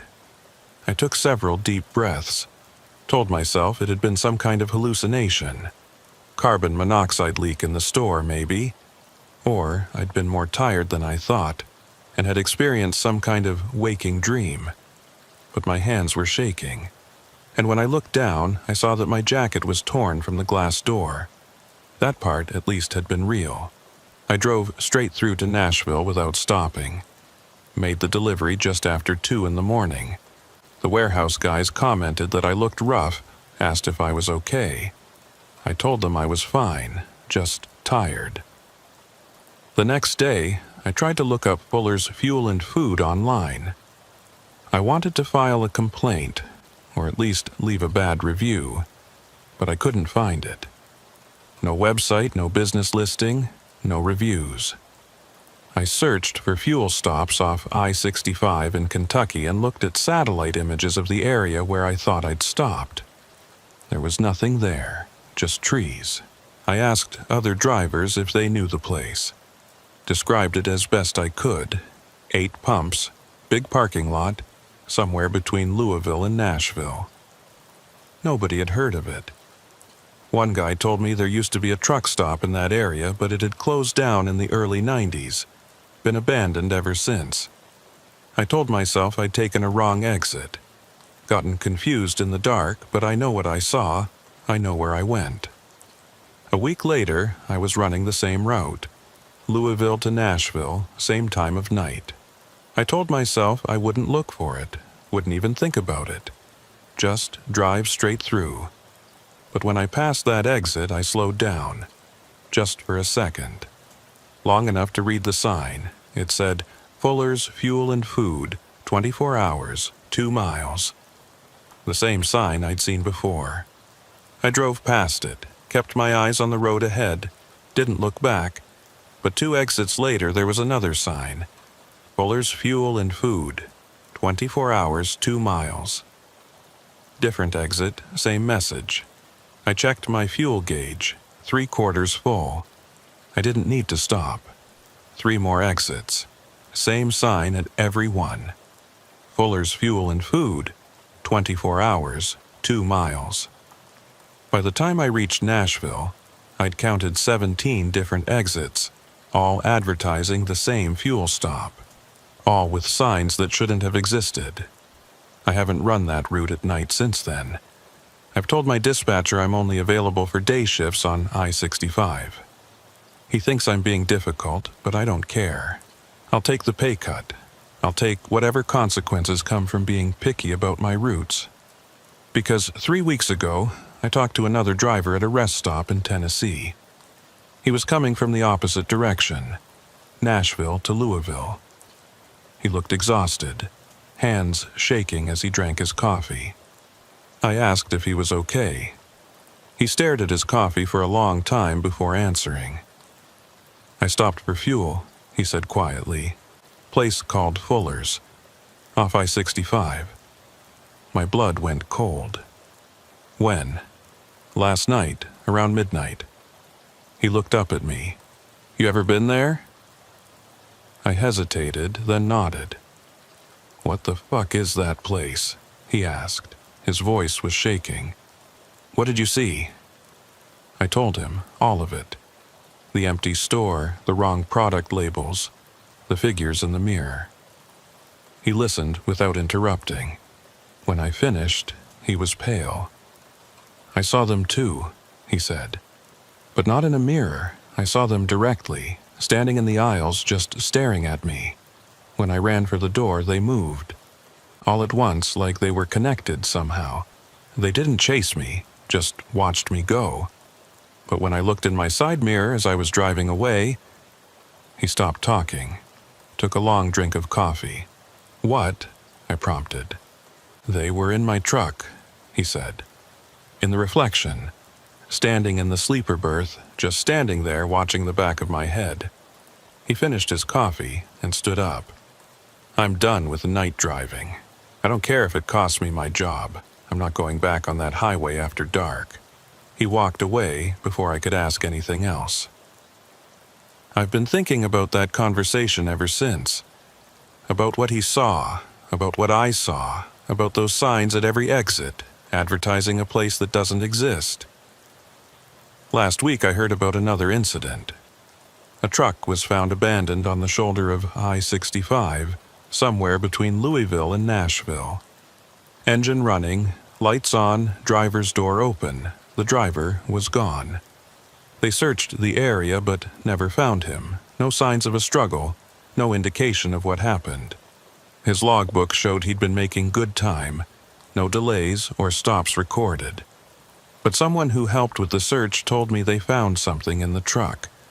A receipt tucked into the sun visor for fuel from a place called Fuller's Fuel and Food. The date on the receipt was from 1992, 30 years ago. I still drive I-65 sometimes. Can't always avoid it in this line of work. But only during the day now. Only when the sun is high and I can see everything clearly. Because at night, those signs are still there. At every exit, at every mile marker. Always the same message. Fuller's Fuel and Food, 24 hours, 2 miles. Waiting for someone to stop. Waiting for someone to need fuel badly enough that they'll take the exit. Waiting for someone who won't come back. I think about the figures I saw in that mirror. About how many of them there were, dozens, maybe more, all standing silently in that too bright store. I wonder how many of them used to be drivers. I wonder how many of them stopped for fuel one night and never made it back to the interstate. I wonder if the driver who went missing last week is standing in that store now. Standing with the others. Waiting in the darkness. Watching the security mirror for the next person to walk through those doors. I'm writing this as a warning. If you drive I-65 between Louisville and Nashville, if you see signs for Fuller's Fuel and Food, don't take the exit. I don't care if your tank is empty. I don't care if you're exhausted and need a break. Find another place. Any other place. Because Fuller's is always open. It's always waiting. And if you go there, there's no guarantee you'll leave. I still see those signs every time I drive past. During the day, they're just regular highway signs, advertising real places with real services. But at night, they change. At night, they all say the same thing. And the mileage is always the same, always 2 miles. No matter which exit you take, it's always 2 miles away, always close enough to reach, always far enough that you can't see what's waiting until you're already there. My fuel gauge is sitting at a quarter tank right now. I'm on I-65 heading south. It's almost midnight. I've been driving for 2 hours and I'm starting to feel tired. My eyes are getting heavy, and I just passed another sign. Fuller's Fuel and Food, 24 hours, 2 miles.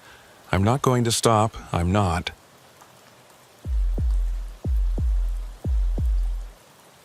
My name is Dalton Hayes, and I need to get something off my chest before it eats me alive. I've been a long-haul trucker for going on 11 years now, and in that time I've seen just about everything the American highway system can throw at you. Weather, accidents, road rage, mechanical failures, you name it, I've dealt with it.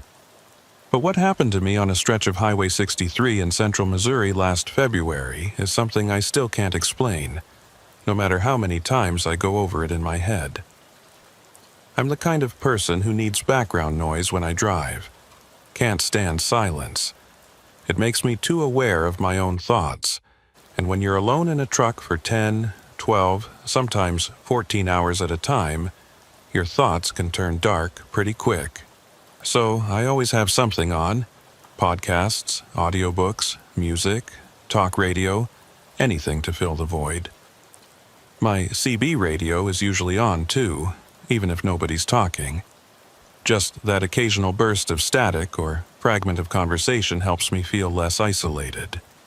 This particular night, I was hauling a load of restaurant equipment from Kansas City up to Columbia, Missouri. Simple run, maybe 2.5 hours up Highway 63. I'd done it dozens of times before.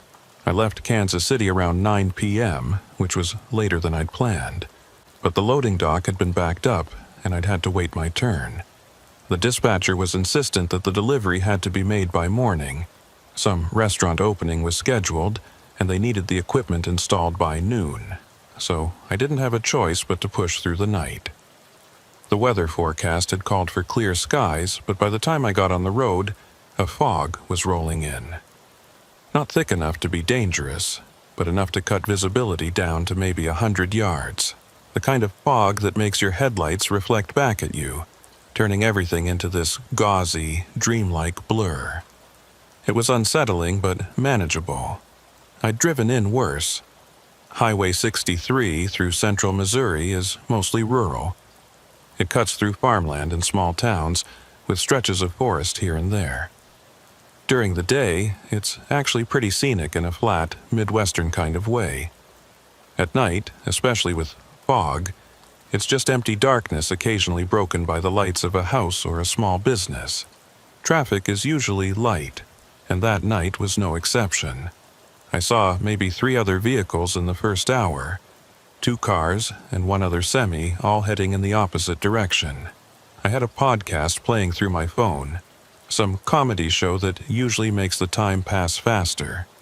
But the hosts' voices were grating on me for some reason. Too loud, too cheerful for the mood I was in. So I turned it off and switched on the radio, scanning through the FM stations. Static, country music, more static.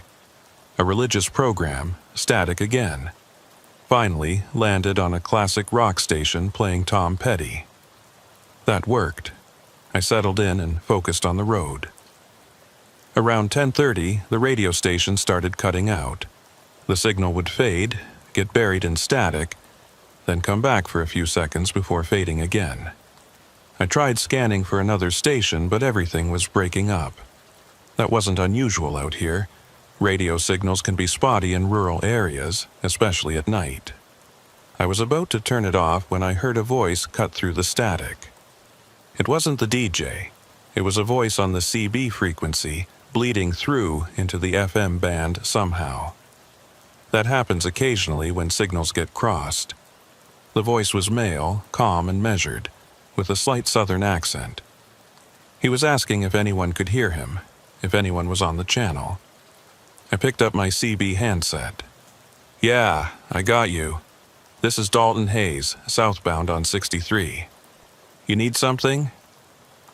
Static for a moment. Then the voice came back. "Dalton Hayes. Good. Yes, I need help. My truck broke down about 15 miles north of your position. Mile marker 97. Can you stop when you reach me?" I checked my GPS. I was at mile marker 82. 15 miles was maybe 12, 13 minutes away at my current speed. "What's the problem? Engine trouble?" More static. When his voice came back, it sounded farther away. "Electrical system failed. Can't get it started. Been here for over an hour. No cell service out here." "All right," I said. "I'll stop when I reach you. What's your name?" "Name is Marcus. Driving a Freightliner, blue cab. You'll see me on the right shoulder." "Copy that, Marcus. Hang tight." The signal dissolved into static. I tried raising him again, but got no response. I figured his CB battery was dying or the atmospheric conditions were interfering. Either way, I'd find him soon enough. I've always believed in helping other drivers when I can. We're all in this together out here, and you never know when you might be the one broken down on the side of the road, hoping someone will stop. So I didn't think twice about it. Just kept driving north, watching for mile marker 97. The fog was getting thicker. My headlights barely penetrated 20 feet ahead now.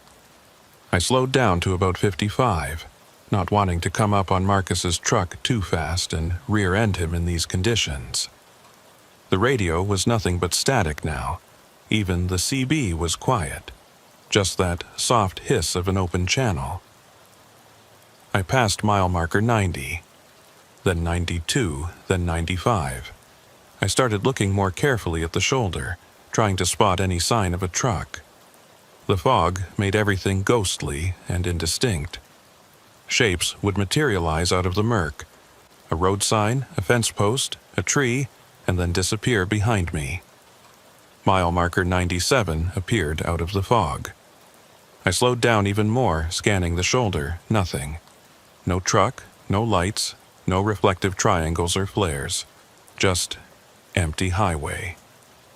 I drove on slowly, thinking maybe Marcus had gotten his truck started and moved on, or maybe I'd passed him without seeing him in the fog. After another mile, I pulled onto the shoulder and stopped. Picked up my CB handset. "Marcus, this is Dalton. I'm at your position, but I don't see you. You still here?" Nothing but static. "Marcus, if you can hear me, flash your lights or something so I can spot you." Still nothing. I sat there for a few minutes debating what to do. Maybe he'd been on a different highway. Maybe I'd misheard the mile marker. Or maybe he'd managed to get moving and was already on his way. Without being able to raise him on the radio, there wasn't much I could do. I was about to pull back onto the highway when my CB crackled to life. "Dalton?" It was Marcus's voice, but it sounded different now. Strained. "Dalton, where are you?" I grabbed the handset. "I'm at mile marker 98, Marcus. I don't see your truck. Are you sure you said 97? "I'm right here, Dalton. I can see you. You just drove past me." I looked in my mirrors. Behind me, the highway disappeared into fog. I couldn't see more than 50 feet. "I don't see you, man. You got your lights on?" "Everything's dead, Dalton. The whole electrical system. I told you that." His voice had an edge to it now. Frustration, maybe. Or something else. "You need to back up. I'm right here."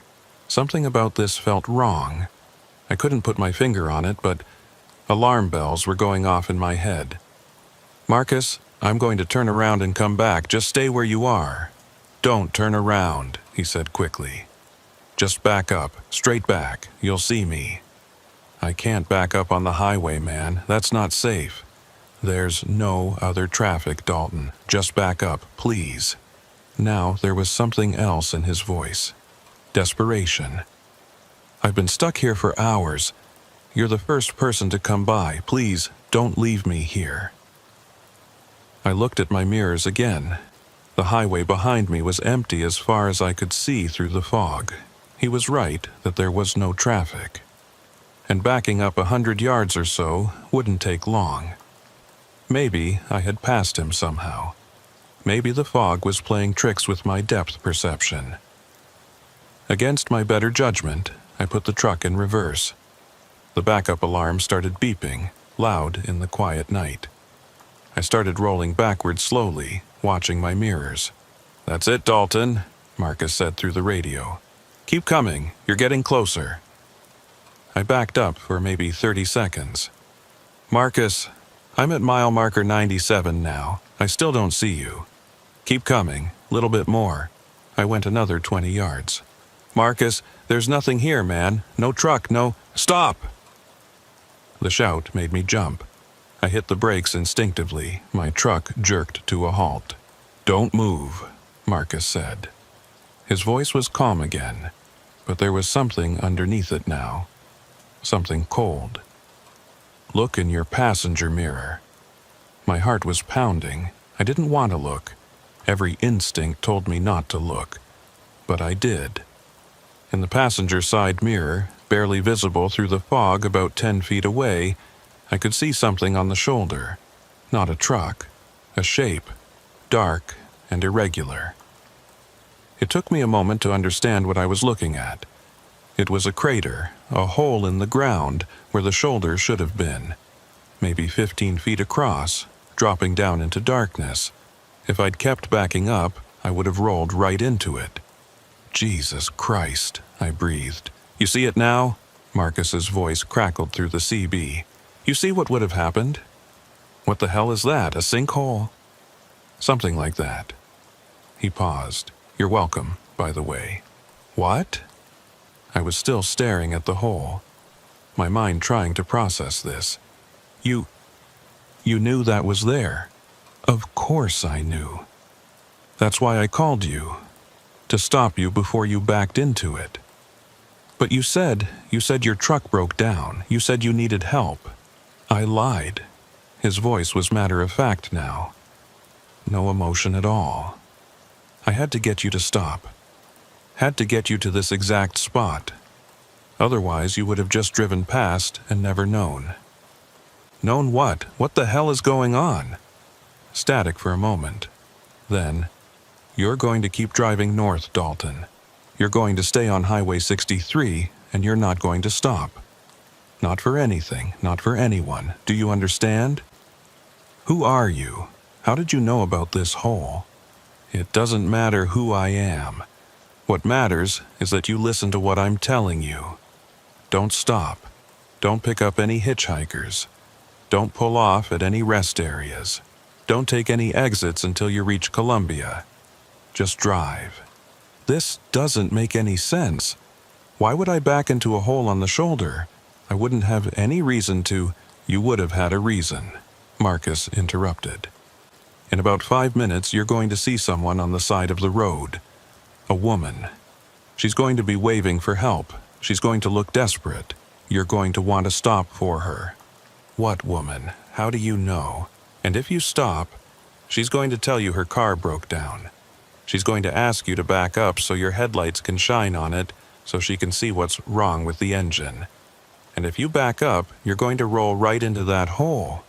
Your truck will flip, you'll be trapped, and then... He stopped talking. The static filled the silence. And then what? I asked. Just don't stop, Dalton. Drive straight through. Promise me. I'm not promising anything until you tell me what the hell is going on. More static. Then quietly, I can't tell you everything. I'm not allowed. But I can tell you this. There are things on this highway that aren't what they seem. People who aren't people. Situations that are designed to look normal until it's too late. That hole in the ground? It's been there for 3 weeks. 5 drivers have gone into it. 5 drivers who stopped to help someone who needed assistance. My mouth was dry. That's impossible. Someone would have noticed. The highway department, the police. The hole isn't always there, Marcus said. It comes and goes, appears when it needs to, and nobody remembers the drivers who disappear into it. It's like they never existed. The only reason I know is because I'm different. I see things others don't. This is insane. You're insane. Maybe. But you saw the hole, didn't you? That's real enough. And in a few minutes you'll see the woman. That'll be real too. The question is whether you're going to believe me and keep driving, or whether you're going to stop and find out the hard way that I'm telling the truth. I sat there, engine idling, staring at that dark crater in my mirror. This couldn't be real. This had to be some kind of elaborate prank or a hallucination brought on by exhaustion and fog. But the hole was right there. I could see it. And something about Marcus's voice, the certainty in it, made my skin crawl. Who are you? I asked again. Really? Someone who made the wrong choice once, he said quietly. Someone who stopped when he should have kept going. I can't leave this highway, Dalton. I'm stuck here. But I can still help others avoid my mistake. So please, just drive. Don't look back. Don't stop. Not until you're in Columbia. And what if I do stop? What if I help this woman? Then we'll be having this conversation again, with someone else on some other night. And you'll be the voice on the radio, trying to warn them away from something they can't understand. The static intensified for a moment, then cut out completely. The CB went silent. I tried to raise Marcus again, but got no response. He was gone. I put the truck back in drive and started moving forward slowly. My hands were shaking on the wheel. I kept checking my mirrors, half expecting to see someone or something climbing out of that hole. But there was nothing except fog. I drove for maybe 3 minutes. My mind was racing, trying to make sense of what had just happened. Part of me wanted to call the police, report a sinkhole on the highway. But what would I tell them? That a voice on the CB radio had warned me about it? That I'd backed up on the highway and nearly driven into it? They'd think I was drunk or crazy. Then I saw her. She materialized out of the fog on the right shoulder, maybe 50 yards ahead, a woman in a light-colored dress, waving both arms over her head. the classic distress signal. As I got closer, I could see she was young, maybe 30, with long dark hair. She looked terrified. I started to slow down automatically. This was exactly what Marcus had described. The woman, the desperate signal, but he'd said not to stop. He'd said she wasn't what she seemed, but how could I just drive past someone who clearly needed help? What if Marcus had been lying? What if this was a real person in real distress and I left her stranded on a foggy highway in the middle of the night? I slowed down more. The woman had seen me now. She was running alongside my truck, keeping pace, still waving. Her mouth was moving. She was shouting something I couldn't hear over my engine. I looked at her face. Her expression was desperate, panicked. Her dress was dirty, torn at the hem. She looked like she'd been through something traumatic. Every human instinct I had told me to stop and help. But Marcus's words echoed in my head. She's going to ask you to back up so your headlights can shine on her car. And if you back up, you're going to roll right into that hole. I looked ahead. The fog was still thick, but I could see enough of the road to know the shoulder was clear. No car. No vehicle of any kind. If her car had broken down, where was it? The woman was still running beside my truck. As I watched her in my side mirror, I saw her lips move. She was saying something. I couldn't hear her, but I could read her lips. "Please," she was saying, "please help me. Please stop." My foot hovered over the brake. Every fiber of my being wanted to stop, but something held me back. Maybe it was Marcus's warning. Maybe it was the absence of a car. Maybe it was something in the woman's eyes, something that didn't quite look right, even though I couldn't say what it was. I pressed down on the accelerator instead. The woman's expression changed instantly. The fear, the desperation, it all vanished. Her face went completely blank.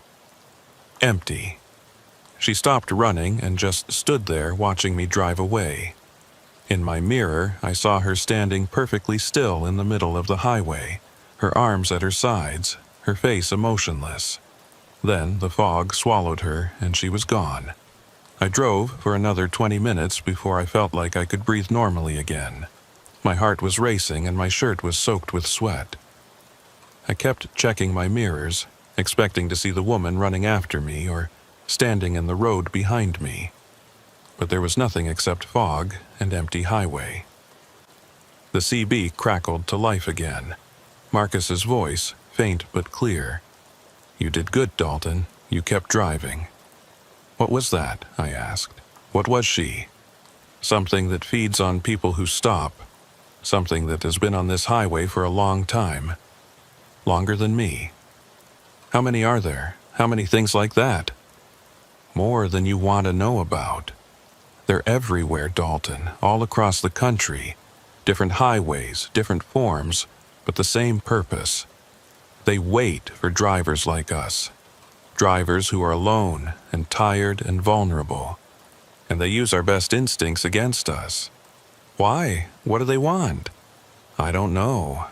I've been trying to figure that out for years.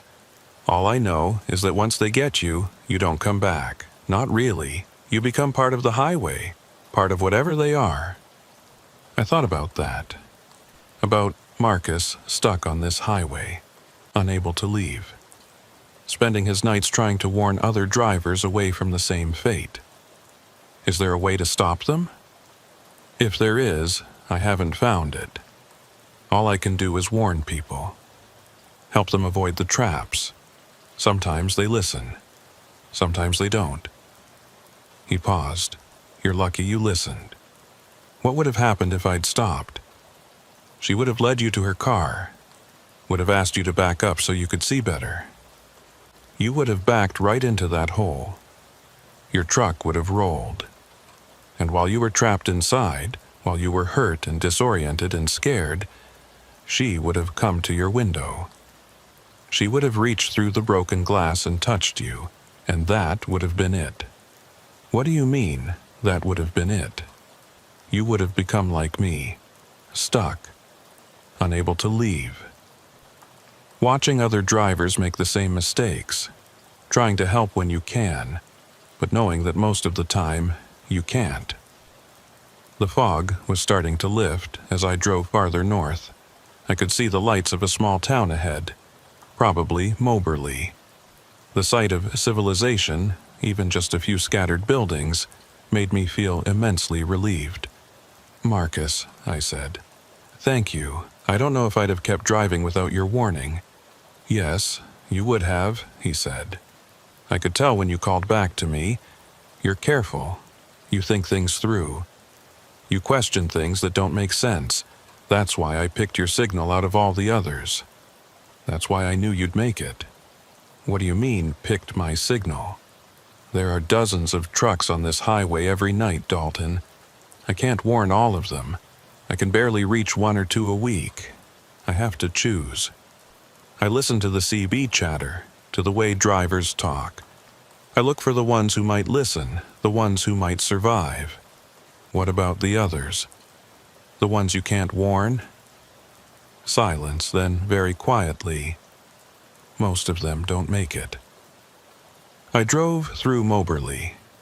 The streetlights felt like beacons of normalcy. A gas station was open, its lights blazing. A few cars were parked outside a diner. Real people, real places. The fog was completely gone now, blown away by a breeze I could see moving through the trees. "I'm almost to Columbia," I said. "Is it safe from here?" "Yes. Whatever's on this highway, it stays south of Moberly. I don't know why. Maybe the population density is too high. Maybe there's something about the town that keeps it away. But you're clear now. Will I ever hear from you again?" "I hope not," Marcus said. "I hope you never have to drive this stretch of highway at night again. But if you do, and if you need help, I'll be here. I'm always here." "Is there anything I can do for you? Any way to help you?" "Just remember," he said. "Remember what you saw tonight. And if you ever meet another driver who talks about strange things happening on this highway, don't dismiss it.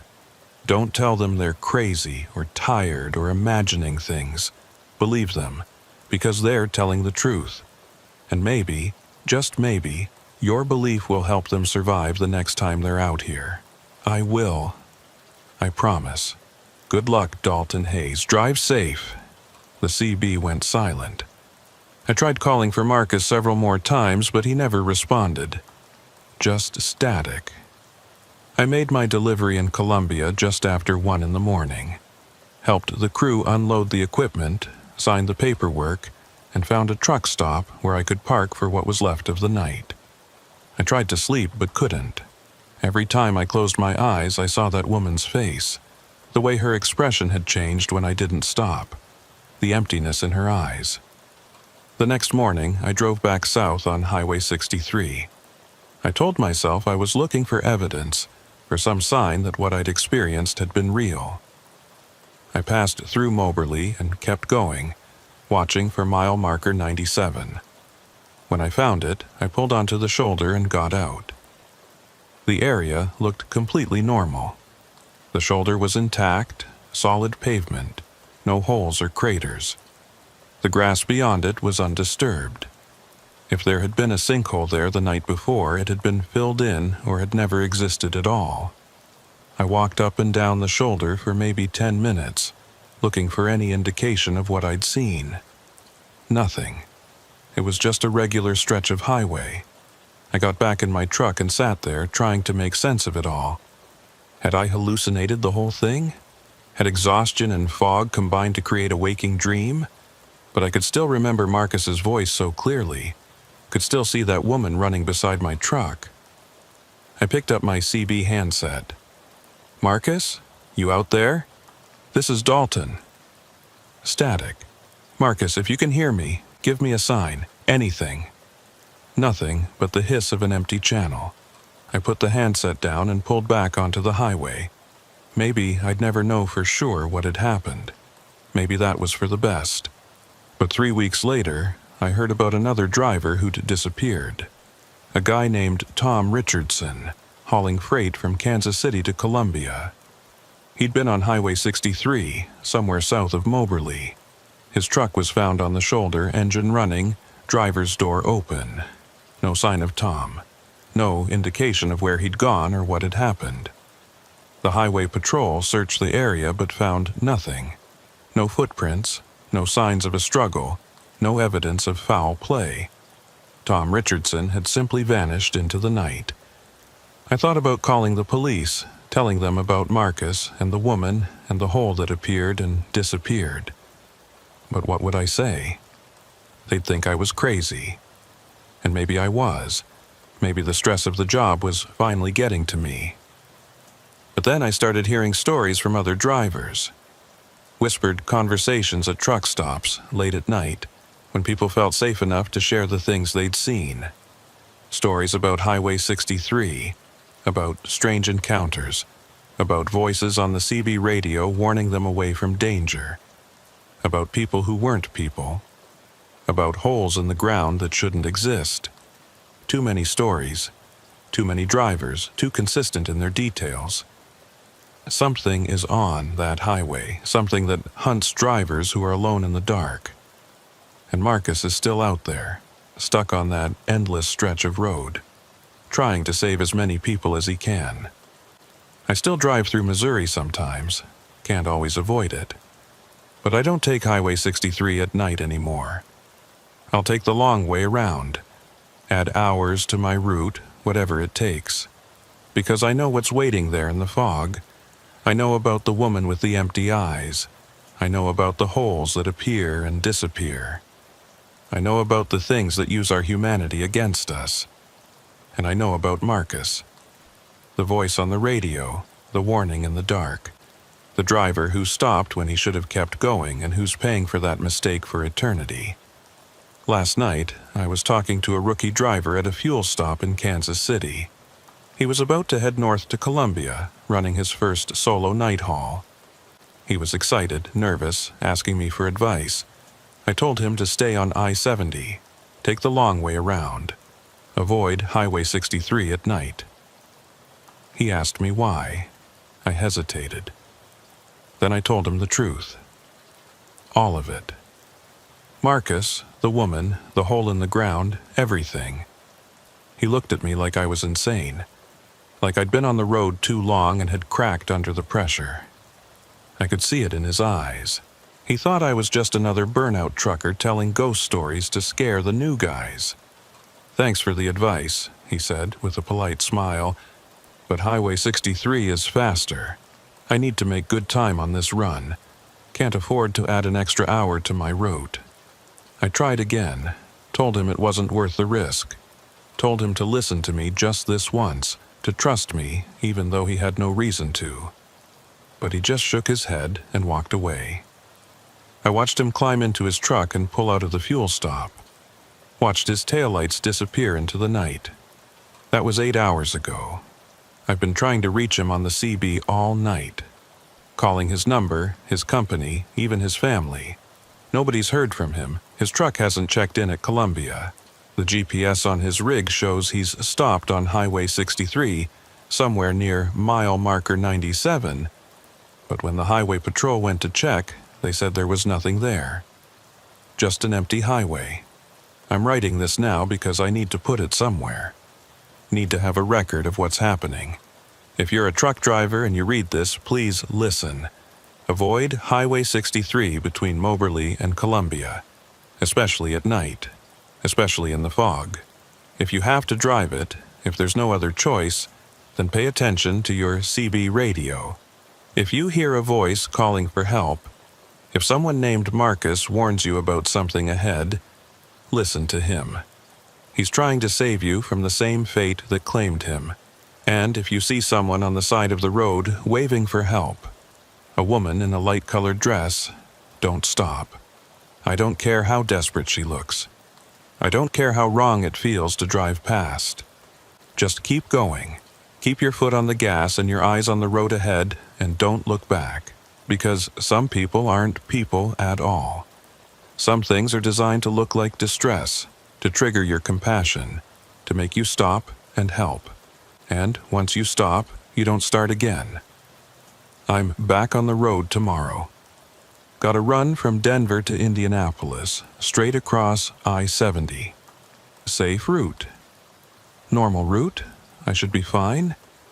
But I'm keeping my CB on. Just in case. Just in case I hear that voice again. That calm, measured voice with the slight southern accent. Just in case Marcus needs to warn me about something I can't see yet. Just in case I'm not as safe as I think I am. Because the more I think about it, the more I talk to other drivers, the more I realize that Highway 63 isn't unique. There are stretches of road all across this country where strange things happen, where drivers disappear, where the normal rules don't apply. Marcus warned me about one of them, saved my life by doing it. But how many others are there? How many highways have their own Marcus, their own trapped souls trying to warn the living away from danger? How many drivers have we lost to things we don't understand and can't fight? I don't have answers to these questions. All I know is that I'm going to keep driving, going to keep my eyes open and my CB radio on, going to listen to the warnings when they come, going to survive for as long as I can in a world where the roads themselves have become hunting grounds. And if I ever end up like Marcus, if I ever make the wrong choice and end up trapped on some lonely highway, unable to leave, I'll do what he does. I'll try to warn the others. I'll use whatever voice I have left to save whoever will listen. Because that's all any of us can do. Keep driving. Keep warning. Keep hoping that the next person who hears the call will be smart enough, careful enough, lucky enough to make it through. The road goes on forever. And some of us will never leave it.